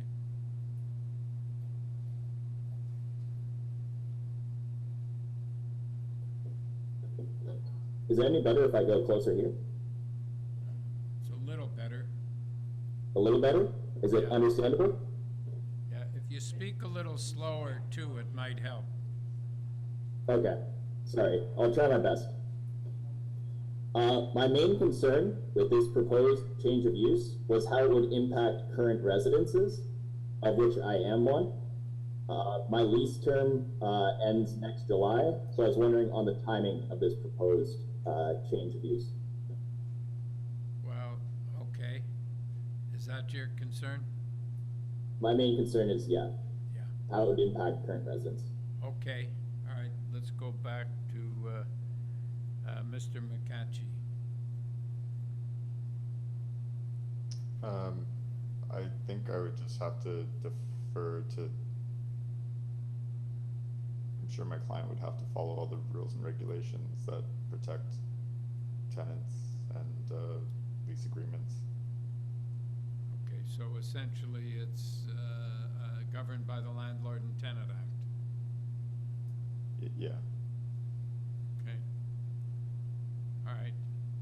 So I assume your client's going to be in touch with the tenants? Yeah. Okay. Panel, do you have any questions? All right, we go into committee and have comments or a motion. I don't have any objection to the project. I think it's pretty reasonable, especially at the location on Dundas. The rooftop makes sense. I look at the roof plan, pretty nice feature.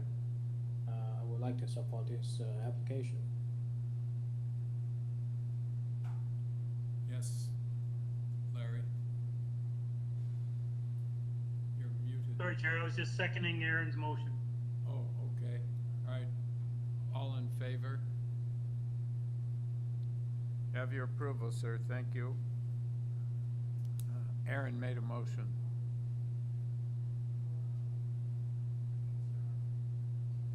Yeah, interest. Okay. Number 3869 Degrassi Street.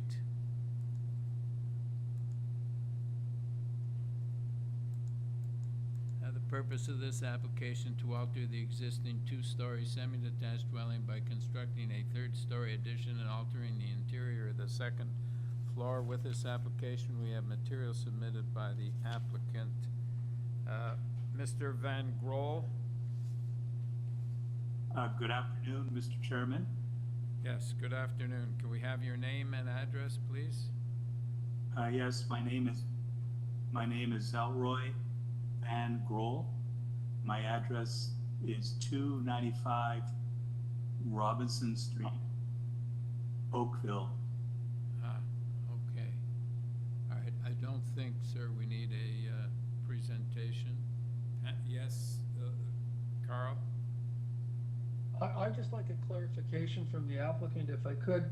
In his covering letter, he says that the proposed scope of work is to add a third floor to both 67 and 69 Degrassi. And I'm convinced by the form of the building that he's taken, and it is involving work on both of those properties. We've got 69 before us today. Is 67 already approved, or is it coming forward for approval? Because this is for only one half. So if I may explain, we had a committee of adjustment for both properties on July 22nd in the summer, and we realized we presented 67, we started presenting 69, and then we realized that the variances that were circulated did not include the rear yard setback that was also required. So we deferred 69, and we are now back at the committee with all of the variances that are required to do the work, the proposed work. And 67 has already been approved, I believe. Is that correct? 67 is already approved, and they all parties anxiously await your decision so we can move forward with the project. Okay, so what happened to the floor space index? Was that considered? The floor space index was considered, but then before making a decision, we realized that we didn't have the rear yard setback, and so we collectively determined that we could defer and come back so that we could circulate all the variances required in the public process. All right, so there's no decisions on this, and we have to consider. There's a favorable decision for 67 and no decision for 69. Okay. Yes, Carl? And do either of my colleagues have concerns with this application? No. So before you go, just so we're clear, so 67 was approved, 69 is before, 69 is a mirror image of 67, is that basically it? Essentially, yes. Yeah, so that's fine. So this is kind of like a technicality. You guys are coming back just to kind of close off a loop. Completely a technicality, and appreciate your attention to getting this resolved. Okay, Carl, to you. I'd like to move the technicality with only one condition, forestry number 1. This is a good proposal, and as it indicates, it mirrors the adjacent property. I'm very familiar with the area, used to live there. I think it's a real asset to the street and to the community. We have a seconder? Larry? favor? Larry, are you in favor? In favor. Okay, you have your approval, sir. Thank you very much. Number 39, 24 Marshall Street. Through you, Mr. Chair, just a heads up. The person registered to speak in opposition will not be speaking at the hearing. Will what? The person registered to speak in opposition. Will not be speaking? No, that Good. person won't be able to attend the hearing. Okay. All right. So, 24 Marshall Street, the purpose of this application is to alter the existing two-story townhouse by constructing a third-story addition and a rear three-story addition. Also to legalize and to maintain the secondary suite which has been installed with the basement. The existing front porch will be reconstructed. With this application, we have material submitted by the applicant, opposition from 22 and 26 Marshall Street. Milana Jansen. Oh, just a minute. There's more.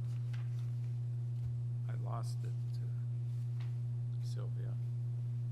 Oh, here it is. I think it's here.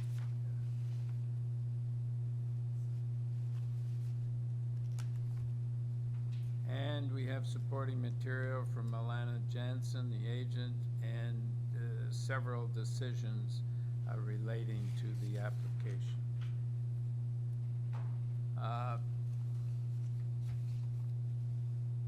Milana Jansen. Good afternoon. I'm present. Yes. Can we have your name and address, please? Yep, Milena Jansen. I'm the applicant of 24 Marshall. I am at 409 Shaw Street. Okay. Okay, does anyone need a presentation on this matter? Panel?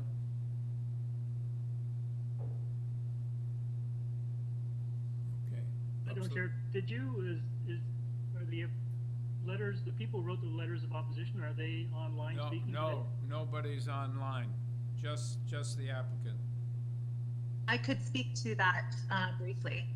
Okay. Would you mind? I thought that both, when we see both adjacent neighbors of a series of townhomes opposed, I think it warrants a discussion. Yes, for sure. Yes, they are both, if you've read the letters, you will see they're both very concerned about the structural integrity of the party walls. And this is a legitimate concern. This is an older set of row houses. We have every intent to do exploratory work and do underpinning as required. So this is not, this is not unexpected, but they do at this point object to anything going on that party wall. They don't have any objections to light or length or height or any of those kinds of things. Their letters are explicitly related to the structural, which is of course a building department concern. And if they do not sign the administrative party wall permit, then we won't be able to build on those party walls. We actually originally didn't want to go back so far, but we have given ourselves some extra length so that if we have to, in the end, inset the walls, we will have the length to do that. So that is, yeah, we are still in negotiation with those neighbors on the structural issues. So you have a basement apartment, a secondary suite in the basement, do you? Yes, that's correct. Has that basement been underpinned, or is it original? It's original. It is of legal height, but the neighbors are saying they have done actually. They have the neighbor to the east has done a renovation, and they ended up doing a very long extension. I actually couldn't find their committee of adjustment, but they are 8 feet longer than what is allowable. We're not asking to go as long as they have, but they ended up not doing the third story because they found they said that there's no actual footings under these foundation walls. So that is obviously a concern and something we would build for.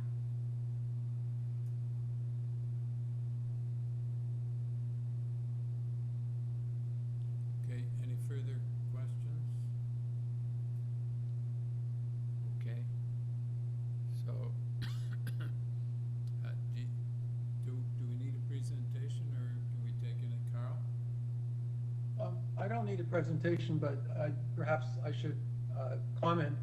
I have difficulty with this application. I am opposed to the way in which the third floor is masked. These are three rather unique townhouses. They're connected, they're identical in appearance from the street. And I find the third floor rectangle is sort of stuck on top, a little insensitive to the neighbors and to the neighborhood. I don't see it relating as, for instance, in the last item on Degrassi, where the addition was an extension of the first two floors. In this case, the third floor addition is set back very, very slightly from the front. And I think it's visually very imposing and inconsistent with the design of the three townhouses. So as it sits now, I could support a third floor addition, but not the way this one is masked, and I will be voting against the application.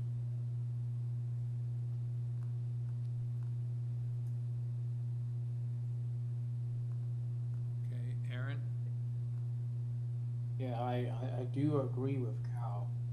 I like to see some intensification in different areas in the city, and it's quite close to the city here, Brockton, Dundas area, but that street is quite off from the main roads, and it's really an eyesore to see that massing on top in the middle of this row house. Even not just this row house, but the whole streetscape. And if you're looking at a more macro scale, it's going to be like a tower in the middle of the street. So I hope that it would be designed in a way that you have some more setback to the front, perhaps with an angular roof, kind of look like a heap rather than a full first floor. That might be more pleasing to the massing of the streetscape. And this is just a bit too much. Okay. So Larry, did you have some comment? Yeah, sure. I'll weigh in. I'm usually supportive of third floor additions, even on row and townhomes. But if you take a stroll through this neighborhood, it is a very, very eclectic housing stock, almost all of which are 2 stories or less. And right across the street, you have, 1-story bungalows. And I think this would be one of the first to go up to that height. And it's kind of caught a little bit by, I appreciate the neighbors' concerns about structural integrity and everything. So I'm satisfied that as any development goes forward, it's going to get scrutinized by the building folks and engineers and such. So I'm not as concerned that work could be done to address that. But when you're in the middle of the 3-row series of row homes, and you want to be the one that's going to put up a rather large front forward massing addition, and those neighbors are opposed to it, I think this is one where a more sympathetic and sensitive design might be more acceptable going forward. So I'm kind of leaning towards not supporting it as well. Okay, can we have a motion? Carl, did you want to make a motion? Mr. Chairman, I move that the application not be approved, and I don't believe that it is in the interest of the community to approve this. All right, do we have a seconder, Aaron? Okay, all in favor of the motion? All right, application is refused. Thank you. That's the business for today. We adjourn at 4:52. And if all those people who were scheduled for 4 o'clock had shown up at 3:30, we would have been finished at 4:30. It's not a competition now, Don. Yeah. Thank you, Sylvia. Thank you, Sylvia. I'm sorry for mixing you up. Not a problem. And Don, thank you. Great chairing. All right. Yeah, great chair, Don. Thank you very much. Great panel. All right, see you next time. Bye-bye. Hey, guys. We got you out of here in time, Aaron. Aye. Good day.